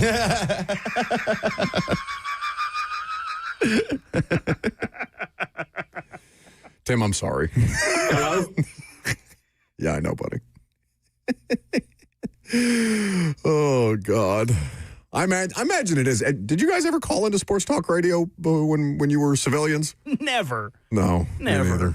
I always listened. I never really was a caller. Like ever to like a radio contest, anything like that? Because I do imagine, like I'm obviously tough on callers, but I do imagine that there is, some kind of discombobulation the first time that you're calling into a talk radio show if you are not somebody who talks like us for a living. No, but I remember the first time I was ever on radio, and I was terrified. So I can only imagine someone calling in that doesn't do this or isn't used to this would also be terrified. I could see that. I cussed the first time I was in front of a live microphone. Oh, wow. See, I think I had been on the job for maybe 2 weeks, and I've probably told this story before, but Draymond Green did something to piss off who's the fighter walks like this? Conor McGregor. He did something to tick Conor McGregor off, and Conor McGregor was wearing a jersey of a Golden State Warrior that had the same number as Draymond. It was C.J. Watson, DFL. Yes. So he was like, I don't even know who the bleep you are.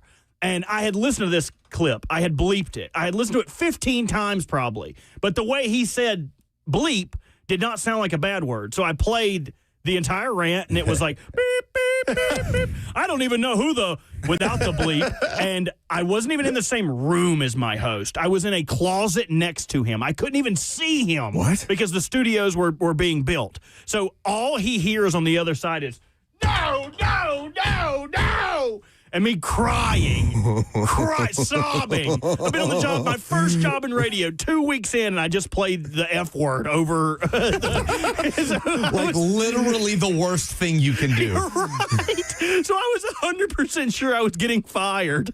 No, and the way that studio was set up there are so many examples of moments where you 100% should have been fired. Yeah. Along the way, but including on this show. My charm gets me out of it. I'm still waiting for Not that. just a pretty face. They had the dump button like down the hall. Like it's so easy for us to just be like, run. Dude, when I tell you, I just like a cartoon. That was a great bit for radio. Like a cartoon character tried to sprint down the hallway for a 20-second delay, and I could not get there. It aired. We got DMs about it, calls about it. People were like, "Oh, I can't wait to tell Henry Hinton what you did." The guy who owned the station. Henry never found out about it because Henry didn't get rid of it. Wow. There you go. Yeah. So what we're hearing is we all had our rookie struggles. Yes. Oh, did you curse or say something you shouldn't? I don't remember a specific moment, but what do you consider my rookie year? Like student radio, first time doing it.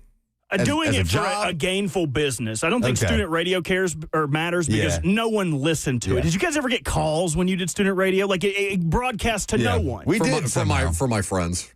They would, they would call in and troll and then say bad words, and then we would freak out because we didn't know how to dump anything. That's how bad it was, because I used to interview my friends on my sports show. Yeah, what did you think about the game? Who cares? Who cares?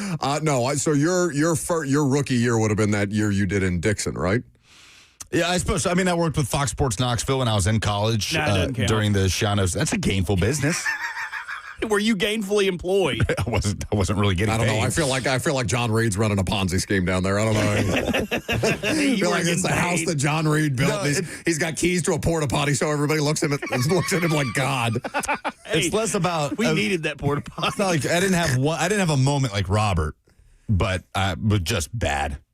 It's so bad. I mean, nobody's good. Yeah. We're still not good, clearly. We just spent 3 hours thinking we had a guest for an hour that we forgot told us was playing golf all day. We're literally like, oh, yeah, Mondays are so much fun, so easy. Learned nothing. Oh, wait. Well, wait. Speaking of Shiano Sunday, because we were talking about a thing, has Twitter done a single good thing in the history of Twitter? Shiano Sunday. We have gotten several tweets. Donnie Claxton and Jordan Hayslip, forgive me, Jordan, if I'm mispronouncing your name. Great submission. Says Twitter saved us from Shiano. Jordan adds, I think Shiano gets hired, if not for Twitter. So Clay Travis leaking John Curry's number, or at least office number, on Twitter to spur the revolution that was Shiano Sunday may, in fact, have kept Greg Schiano from being the Vols coach. You always bring up the Clay Travis thing like he's the reason Greg Schiano. Like it was. You put a public figure's number on Twitter, it's going to cause a riot. It was a movement. There was a riot no matter what. Yeah. Like regardless of John Curry's number being out there, it was not the reason that Schiano didn't get hired. There were a million things happening, including literal picket protests led by our friend John Reed on campus outside of the athletic facility. So, yes, that actually is one good thing that I think Twitter did, even though a lot of people took it pretty far. But yeah, and then it also resulted in Jeremy Pruitt, so... Yes, but Pruitt flamed out much quicker than maybe Schiano would have. Like, I worry that Schiano had stuck around. That means John Curry would have stuck around. It led to the bottoming out and reset that the program desperately needed. Reasonable. Didn't the Liberty Pool Boy scandal come out on Twitter? Liberty Pool Boy? Where the Can I Google this on a work computer? Yeah, I don't know. You could, but I don't know what that search. I can't remember if it was the AD or whoever, but they were. Because Liberty is famously a religious. He was the president. Yeah, he was a highfalutin member of their staff somehow. Was a cuck situation? Something along those lines. Yes. The Hulu documentary. A whole Hulu doc is about it really? It. Yes, it's incredible. I'm pretty sure that came out on Twitter. Okay. Twitter? You know what? Speaking of Liberty, Hugh Freeze coaching from a hospital bed on Twitter. Yes. Yeah. I mean, I guess that was on a TV broadcast, but then very quickly making the rounds on Twitter. All right. Twitter redeeming itself slightly. So, Titans lost yesterday, and there is going to be some dialogue about Cam Ward every time the Titans play, because some people, I really was surprised with the level of apathy from people at the Titans game, because as I mentioned, I was going to go around, I was going to interview people in the stands. I went up to the 300 levels for the first time in my life. I'm very impressed with the people that show up to go to Titans games and exist in the 300 level. I know, Lucas, a group of your friends are perpetually up there because just for the love of the game at that point. You gotta have great love for the game to be able to schlep up to the 300 levels at Nissan Stadium. And I didn't stay up there very long, but just enough to get a feel for it. And it was quite different than my perpetual game day experience. But I was surprised, and we'll play this video for you guys tomorrow, with the level of mixed reviews on Cam Ward from Titans fans. And those are Titans fans that are at the game, not just the people that call us, not just the people that tweet from the couch or, are busy monitoring Tankathon or things like that. Not that those people don't at some point attend games too, but I guess I thought people were going to be more in on Cam Ward as one of the 10 questions that I was asking people. Where are you on Cam? So we can get into that here in just a little bit. 615-737-1045 is the number if you would like to chime in the meantime. Austin is in Lynchburg. What's going on, guys? Not much. I wanted to talk about the Shedeur Sanders performance. It was historically bad. 4 of 16. And people were, saying, why ain't he in the first round? Why ain't he in the first round? Well, kind of see it now. Well, yeah, I don't think that's a representative sample size of what he might be as an NFL player. But, yeah, you go in for a dude that's concussed when you've never taken a practice rep with the ones until you're in a game, you're probably not going to look very good. Yeah, but, the people that were still clamoring for him, saying Dillon Gabriel sucks. He's 5'6". Well, he looked a hell of a lot better than Shedeur did. Yeah, again, Dillon Gabriel is taking all the number one reps. I'm not saying that Shedeur is good, bad, or indifferent. I'm just saying, I'm not going to read too much into whatever the hell happened yesterday. Yeah, that's the thing. People, this is going to be either. This is going to be people going either Shedeur Sanders is terrible. See, he should never be in the NFL. Should never play another snap in his life. Or just the excuse making that you've also seen. Josina Anderson. So I didn't. What is the Josina tweet? Because somebody brought it up in the chat. I haven't seen it. A singular tweet. Let Robert save it. Oh, is it long? Yes, it's my dumbest thing in sports. We got to wait till Wednesday? Yes. Okay, I'll make it my own no. That's a tease. I'll make it my own no. A rare 2-day tease. Okay, I'll give you a big fat tease. Just give me 1 second. Let me find out. Give me 1 second to figure out what the best tweet is. You know what? I'm going to do what you two do to me all the time. I'm going to look it up and read it on the air. No. I don't want to wait until Tuesday. God, we got to cut his mic off. I hate this. I hate that it came to this. I hate that you forced my hand. Well, you got to have it. It's not fair what you did to me there. What, because cutting your mic off? I don't like that. You should do that more often. Okay, here we go. We've been able to do that the entire time. I used to do that a lot, I feel like. Yeah, that's when I had those controls. Because you're petulant. Here is my favorite tweet. So Josina included is a third down, 1:51 left in the fourth quarter, and Josina says, here is the against all odds 3 of 10 completion, or 3rd and 10 completion by Shedeur Sanders under 2 minutes. And it was just Jerry Jeudy on like a drag or a short slant. Wide open in the flat. He breaks 3 tackles to run for the first down. It's like, Shedeur Sanders against all odds on the gotta have it down. It's like he didn't do anything. Literally just dumped it down. Her Twitter is just littered with excuse making. I'll give you one more before the end of it. Someone was like, Coach Kevin Stefanski says that Dillon Gabriel will be the starter when he comes back. Josina quote tweets it with, exactly. Kevin Stefanski, in parentheses 2 and 8, is mistaken if he thinks that hashtag non-debut proves anything, because it doesn't. It's like Josina is his agent. Like, we get it. You thought he should have been good. You thought he should have been in a better spot. Yeah. You feel like he's being disrespected. But at some point, it affects your integrity as a journalist to just bend over and make all of these excuses for you're Shedeur. losing credibility at that point. If she already had it. Putting a hashtag on non-debut is Josina great. has had a successful career reporting in NFL information, even if her tweets are long and nonsensical. We have a kickoff time for the potential playoff win and in game for Vanderbilt when they go to Neyland. What is that, a tease? Find out next.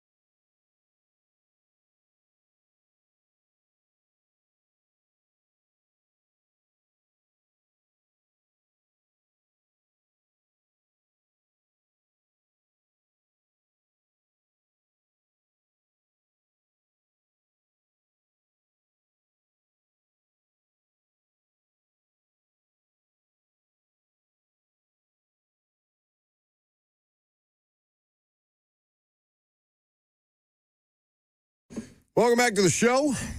Fueled by Hattie B's Hot Chicken. Lunchtime is upon us. The two of you don't have any food. I'm surprised. I don't think I've seen you eat a thing all day. Are you okay? Are you well? I'm hungry is what I am. Yeah, well, if you're hungry, you can download the Hattie B's app. Get Hattie B's delivered to your home, your office, in the Middle Tennessee area, any of their locations. If you're listening to us in Atlanta, Las Vegas, Birmingham. I feel like I recently saw it's coming to East Nashville. I don't know when their East Nashville location is opening up, but sooner rather than later, certainly. I need to figure it out in Hermitage.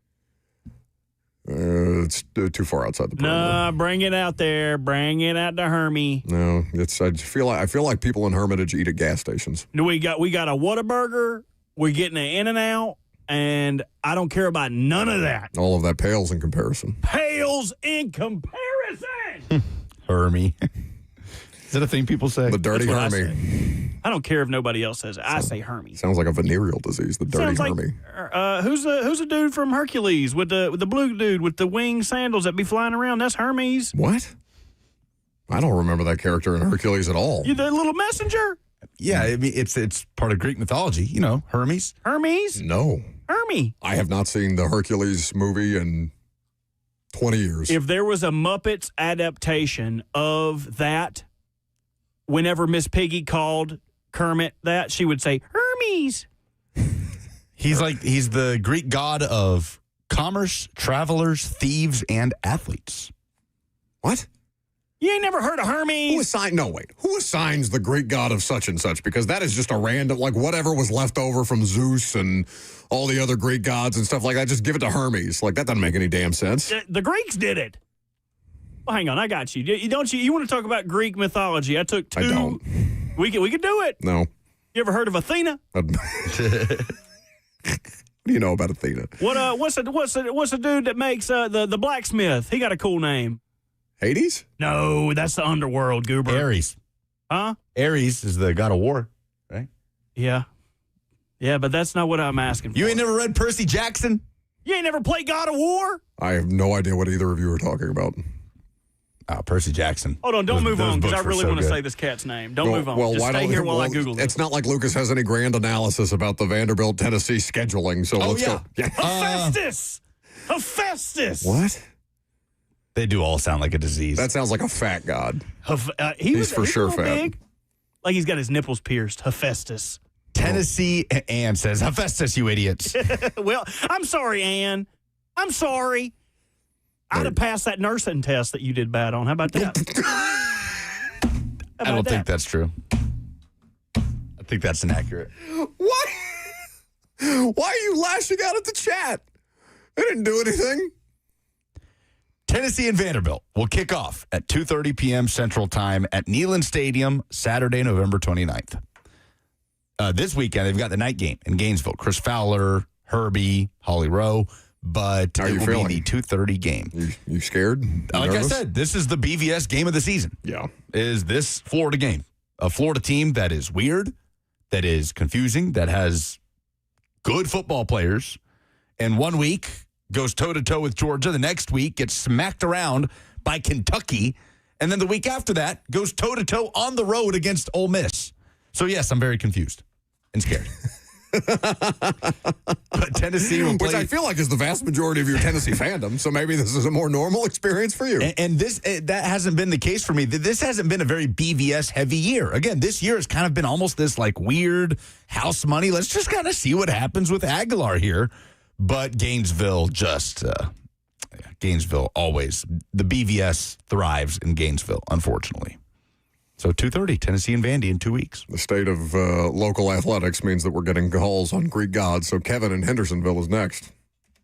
What's up, guys? How y'all doing? Well, y'all were talking about Greek gods, so I had to tell this joke. It's probably the dumbest thing ever, but Mike Tyson was at a party when his friend Hercules came up to him. At this party, there was a beautiful goddess.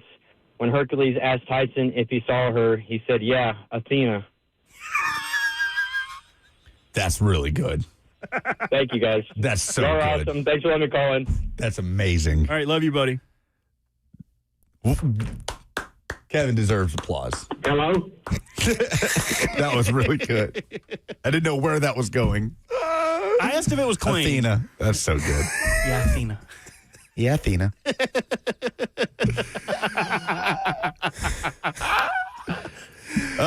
We have not talked at all about Cam Ward's performance yesterday. That's fine. Again, literally, the most important thing of every Titans game from here until the end of the season is Cam Ward, and we haven't even mentioned it. I feel like it's usually me dragging you kicking and screaming through Titans talk. I feel like it's the opposite today. Well, no, because you only want to talk about the Titans in one version of the conversation, which is just yelling at the Titans and I hate the Titans and this and that. But that's not true. Cam Ward, 24 of 37. I hate bad football. They play a lot of bad football. Like literally last week, you admitted you hate the Titans. No, I said I'm rooting for Mike Vrabel to win the Super Bowl. Now, if they take that as me hating them, then that's on them. 24 of 37, Cam Ward, 194 yards and a touchdown, a career-high 33 rush yards, and a fumble, his sixth lost fumble of the year. On that final drive, 6 of 8 for 63 yards and a touchdown and 23 rush yards. What did we make of Cam Ward's performance, the good and the bad? Yeah, so I think context is important for every Cam Ward conversation. He is without all of the wide receivers that matter of any consequence on this football team for the vast majority of this game. Calvin Ridley is done for the season on the first offensive play for the Titans yesterday. That changes everything. It changes everybody's role. It changes how much practice time. I mean, Calvin practiced all week. He may have been limited all week, but they had a practice plan and theoretically a game plan involving Calvin Ridley being heavily involved.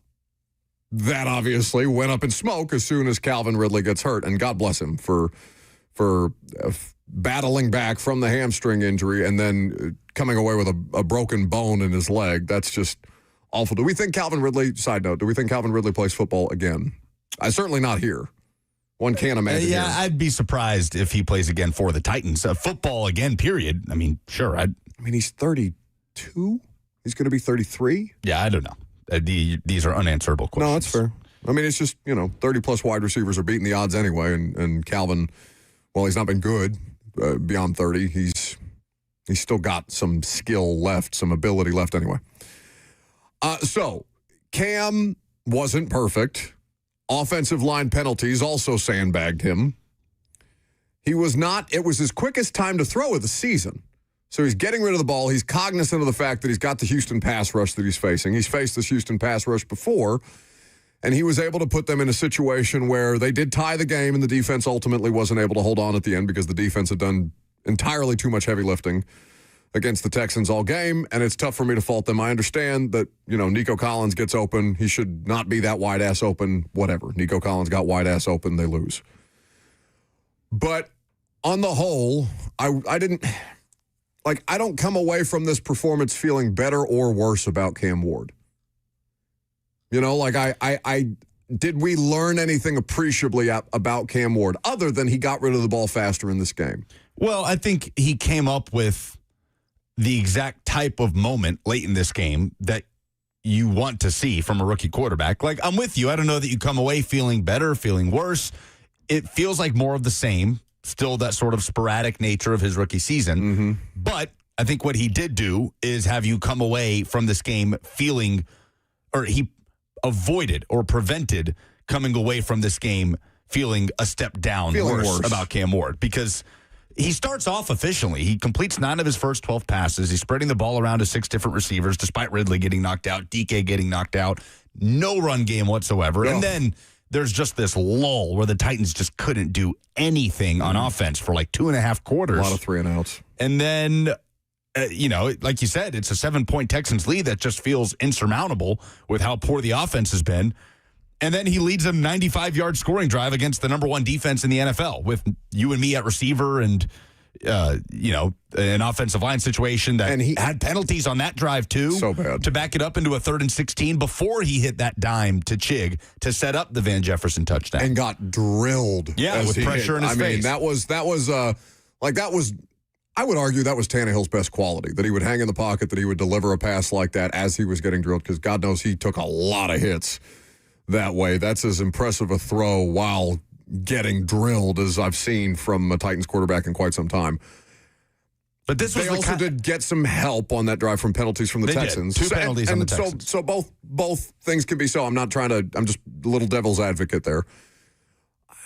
I just I want him to be able to have a circumstance that is just even remotely normal for me to be able to tell if he is capable of a 4-quarter consistent performance. Yeah, that's the thing. Like, he's been inconsistent this year. There's no question. But this is the type of game where you come away like, okay, what more do you want from the quarterback here with everything that's happening around him? Yeah, I mean, it's almost like the defense. Like, the defense is doing its job. They give up the late field goal, or they give up the Nico Collins completion. What was it, a 12-yard completion? And the defense did its job all day long, and the offense can't do anything. So, like, am I really mad at the defense, or am I mad at the offense? Am I mad at the offensive line for sandbagging them as often as they did, whether it be Latham or Cushenberry? Latham, obviously, the biggest defender of anybody yesterday. And also, don't get out of here with his we never got to his Pro Football Focus grade because I have people in the F&M Bank chat citing the fact that he is not credited with allowing a single pressure or sack yesterday, and advocating as if that's some kind of redemption of JC Latham. And if you wanted to take it on surface value and say, outside of the penalties, JC Latham did his job. His job is also not to be penalized four times in a game. Yes, but you said you didn't. What's the first thing you said to me in the first segment? You were like, you didn't see him getting beat like a drum out there? Well, no, I didn't. But that's factually inaccurate.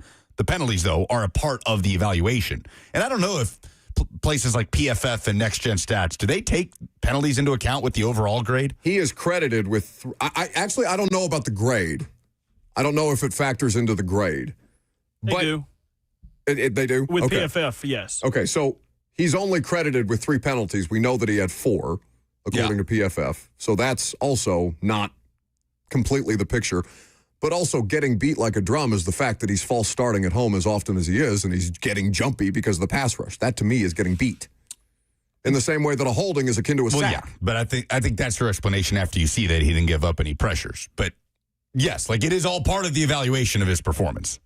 There were 3 sacks allowed yesterday. There were 14 total pressures allowed. Lloyd Cushenberry was the greatest offender in terms of total pressures allowed yesterday. So, on the Cam thing, I want him to have an opportunity. No NFL game is ever going to be clean, perfectly clean. There's never going to be a circumstance where everything goes his way and he's able to show you what he can or cannot do in a completely perfect situation. That's just not professional football.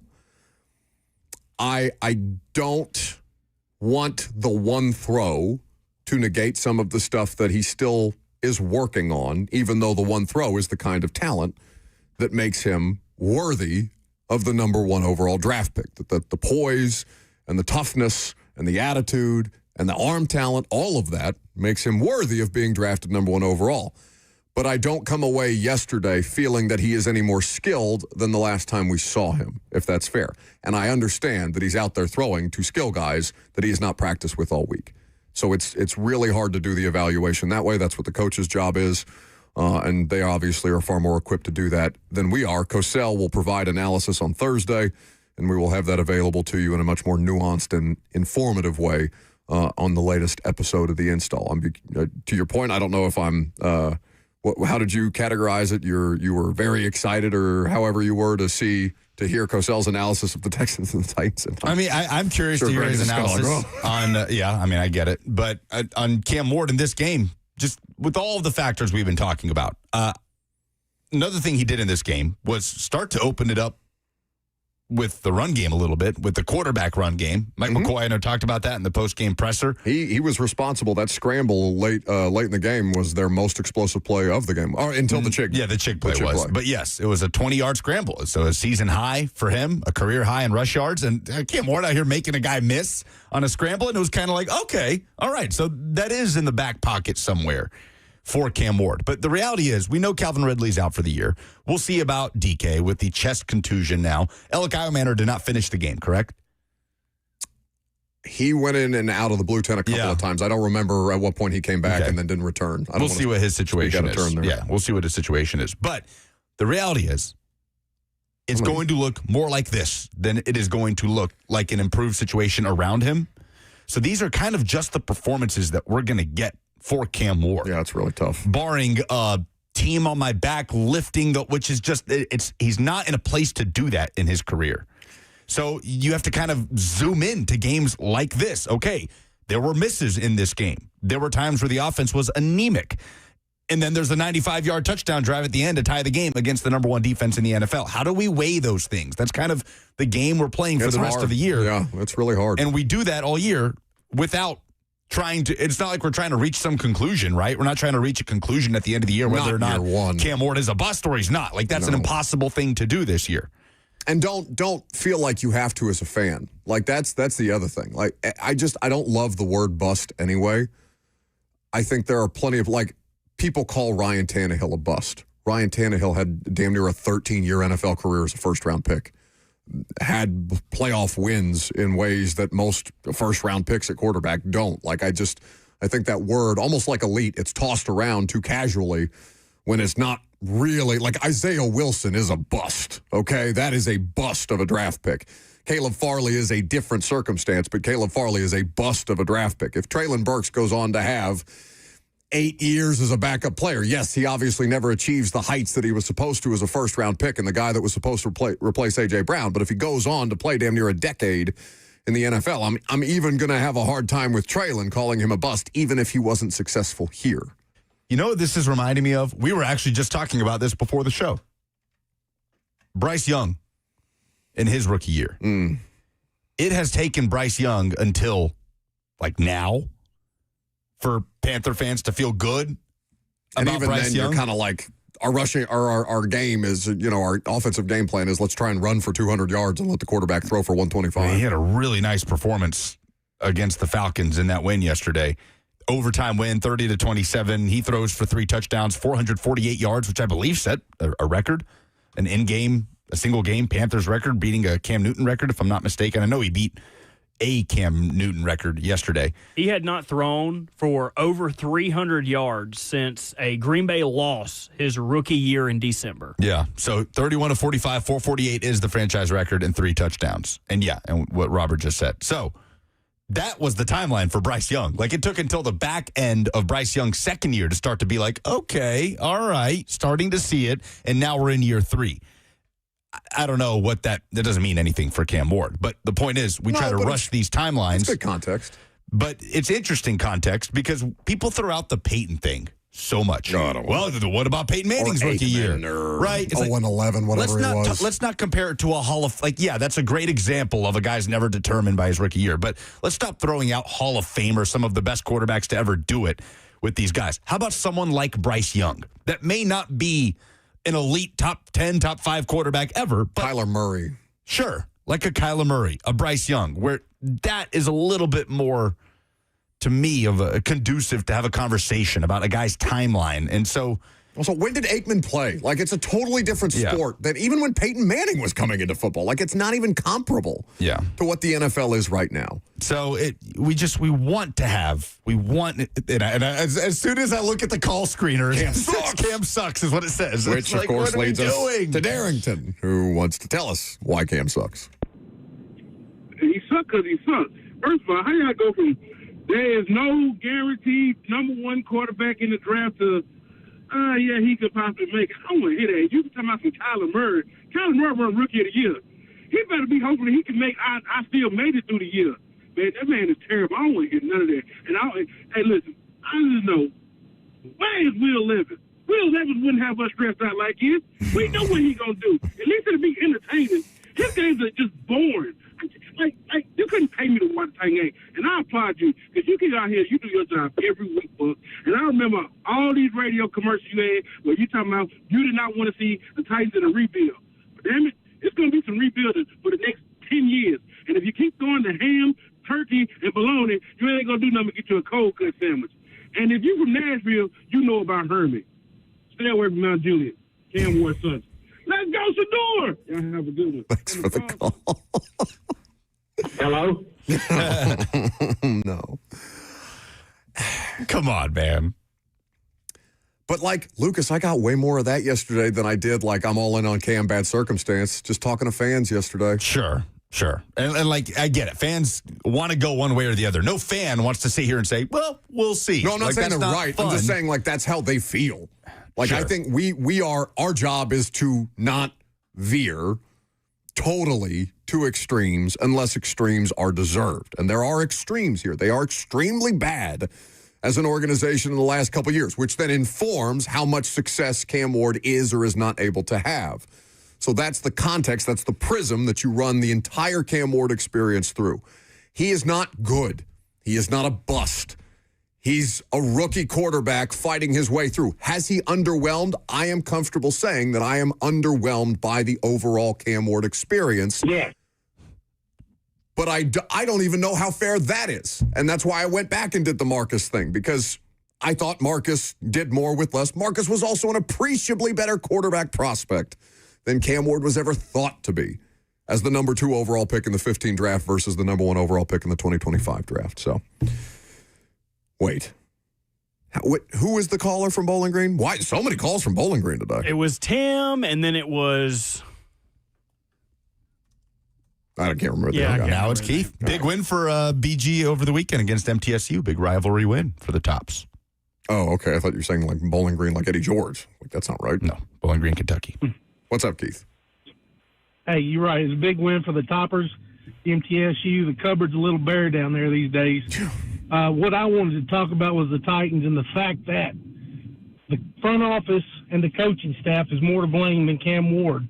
They have not surrounded him with any talent, and I don't care who you put behind that current offensive line, they're going to get killed. You could put, Mahomes back there. You could put Josh Allen back there, and they're not going to get much more out of them than they will out of Cam Ward or Will Levis or, hell, one of you two guys, because the integrity of the pocket does not hold up long enough for anybody back there to make much happen. They're back there trying to make chicken salad out of you-know-what.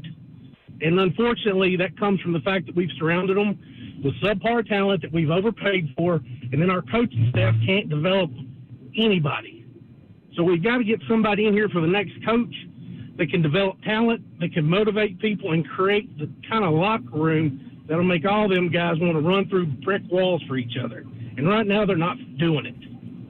So I blame it on the coaching staff and this whole two-headed GM monster we got right now. We need to pick one and go forward with it. I don't care which one you pick, but to me, having two people up there means you don't have one guy that knows what the hell he's doing. So let's get that fixed first, and then let's get some talent in here in front of Cam Ward, some skill players, which I think we've got some great skill players. But like I said, the pocket doesn't hold up long enough for Cam Ward to be able to do anything. I want to see what you guys think. Wait, before you go, Keith, tell us what was your son's name?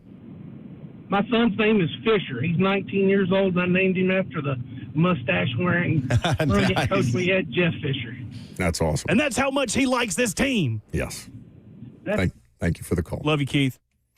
A minute and a half before we got there. It's been a while since we dusted off the Oscars. Yeah, it's my dad's friend. Oh, actually? No, I've never met that guy in my life. Last call for phone calls next.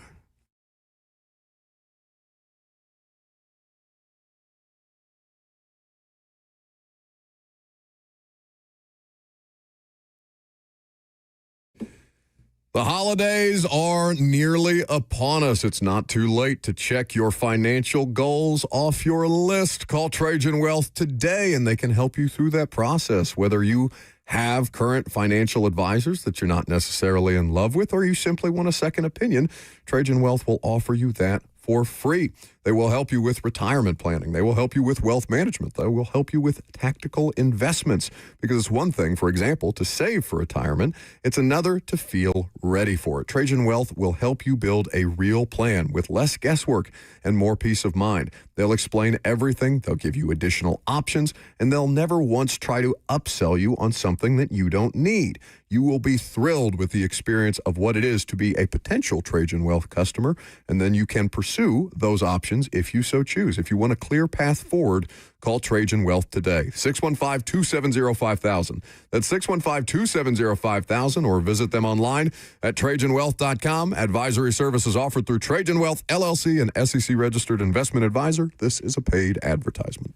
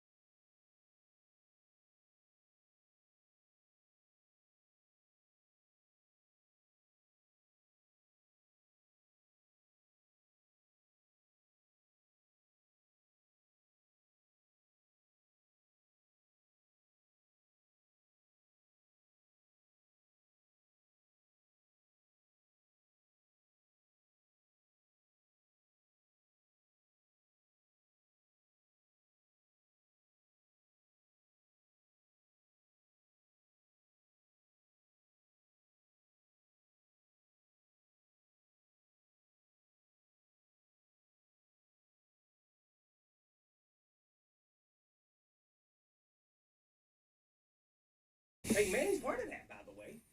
Welcome back to the show. Fueled by Hattie B's Hot Chicken.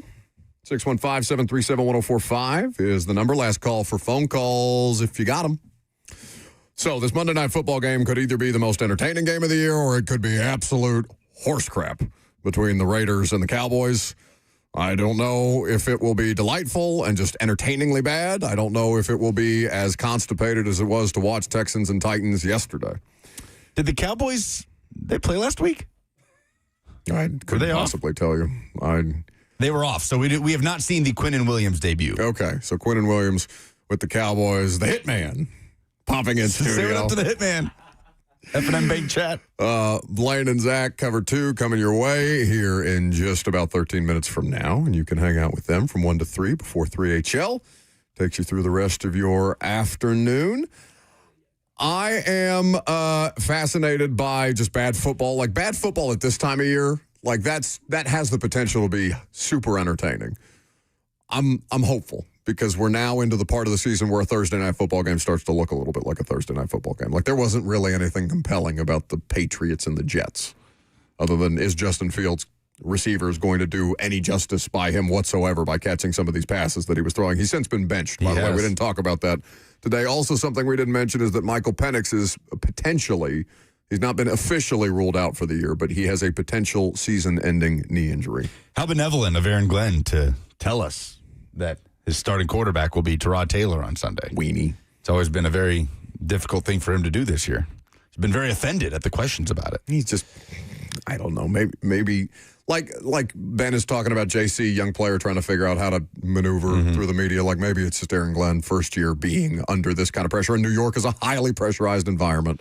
Not to excuse the weenie behavior, but hopefully he will be more mature about the way that he answers questions moving forward. Also, A.J. Brown, squeaky wheel.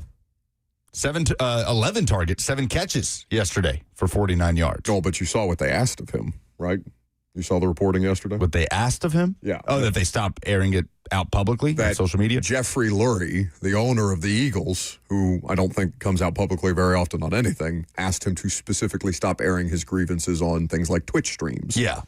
And stuff like that, which is a reasonable ask. Very reasonable, yeah. Like, he had some reasonable gripes, too, about the offense and its struggles. He is allowed. AJ, For sure. If you are A.J. Brown, you are allowed to say, no, we can be better than this. We don't have to gross our way through so many of these games. Get me involved, do right by me, and we will succeed as a result. And he's correct. Yeah. But that's not, I don't think that's what people took issue with. No, I think it's going on Twitch and saying life is miserable and I'm not getting the ball. Like, that's the type of stuff that's more a distraction. Yeah, I don't.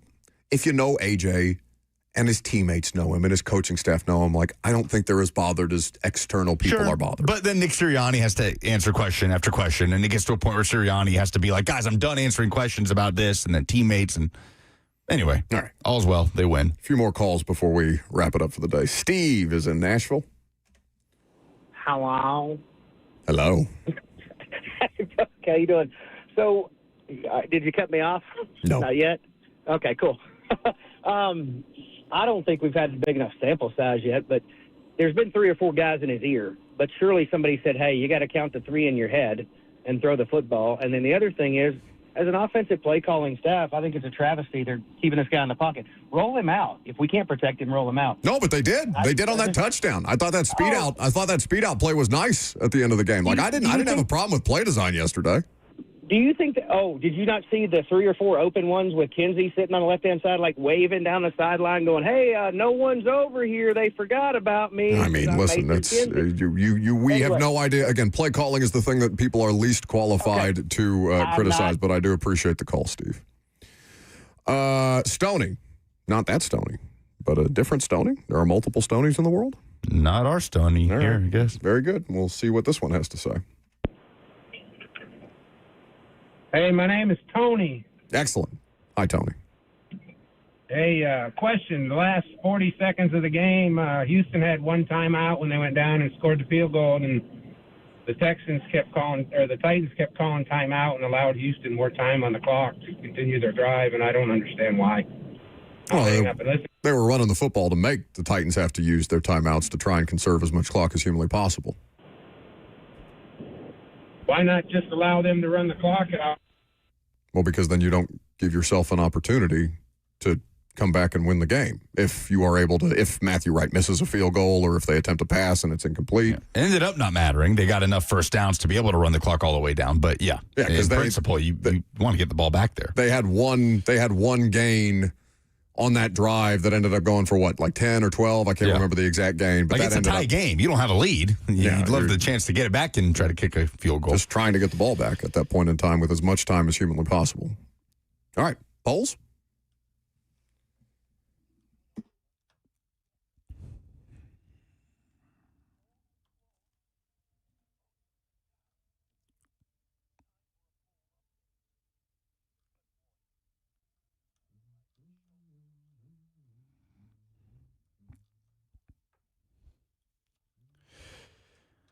Presented by Two Rivers Ford. Describe Cam Ward's performance against the Texans in one word. Karen says brave. Steven says 50-50. Andy says meh. Jimmy says decent.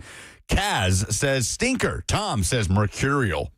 Nobody knows, it seems. Very wide-ranging. We're all over the place. I'm all over the place. There you go. That's more than one word. All over the place. How are you feeling about Vandy's college football playoff chances after this weekend? 10-2 equals in. Iffy or not great. 38.7% are feeling iffy. Not great gets the second most votes. 26% are saying if they go 10-2, they are in. I have to think not great, though, because Oklahoma, you need Oklahoma to fall short against Missouri or LSU, and I don't know. They could. It could happen. We'll see what the rankings say tomorrow. Would you want Cam Ward to be in a starting quarterback competition next year? Yes or no? 54% say no. Not in a starting quarterback competition, but I want him to have to compete with somebody that is of consequence. Like, I don't want him to Is that not what that is? As opposed to a backup quarterback? I don't understand what you're saying there. I want him to have somebody to compete with, understanding that Cam Ward is going to be the starter. I just want him pushed. So if you want to make it literal, I suppose that's the case. But I'm under no impression that Cam Ward is not going to be the starting quarterback for 2026 unless something catastrophic happens. I suppose. All right, very good. That's the show. Primetime tonight. Maybe JT will have this man on the street thing done, and we'll just run that for primetime. I'll find out later. If not, you'll see that tomorrow morning on the radio show, and we'll talk to you tonight around 6-ish.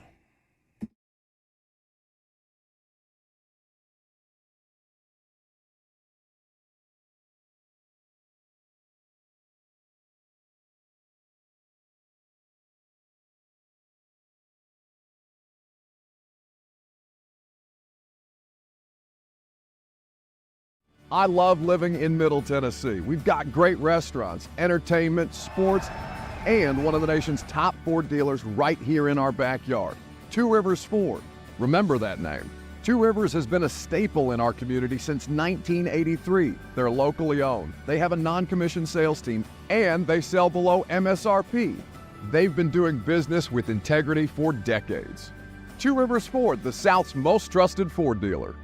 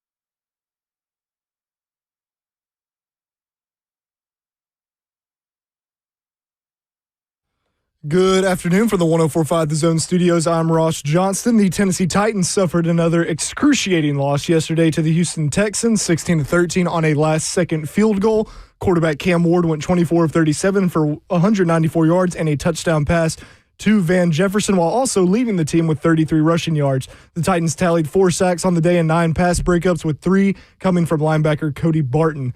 The Vols got back on the winning track Saturday as they thumped New Mexico State 42-9. Joey Aguilar went 17 of 23 for 204 yards, a touchdown, and 2 picks. The Vols also had 4 rushing touchdowns by 4 different players. In some NFL news, Falcons quarterback Michael Penix Jr. suffered a potentially season-ending knee injury and will be placed on IR, which will put him out for the next 4 games. Steelers quarterback Aaron Rodgers suffered a slight fracture in his left wrist and will undergo tests today to determine the severity of it, but is looking to come back soon. And lastly, the New York Jets are making a quarterback change as head coach Aaron Glenn announced the team will start Tyrod Taylor and Justin Fields will be the backup. For all your foundation repair waterproofing needs, visit USSTN.com. Breaking news I want in your home for the Titans and Vols. This is 104.5 The Zone.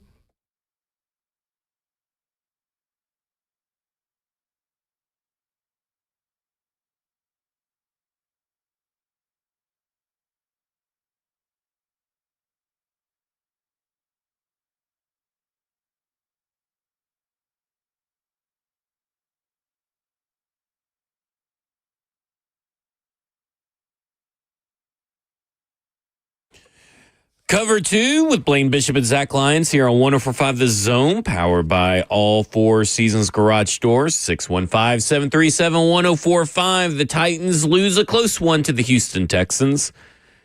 It was a strange game, lots of penalties.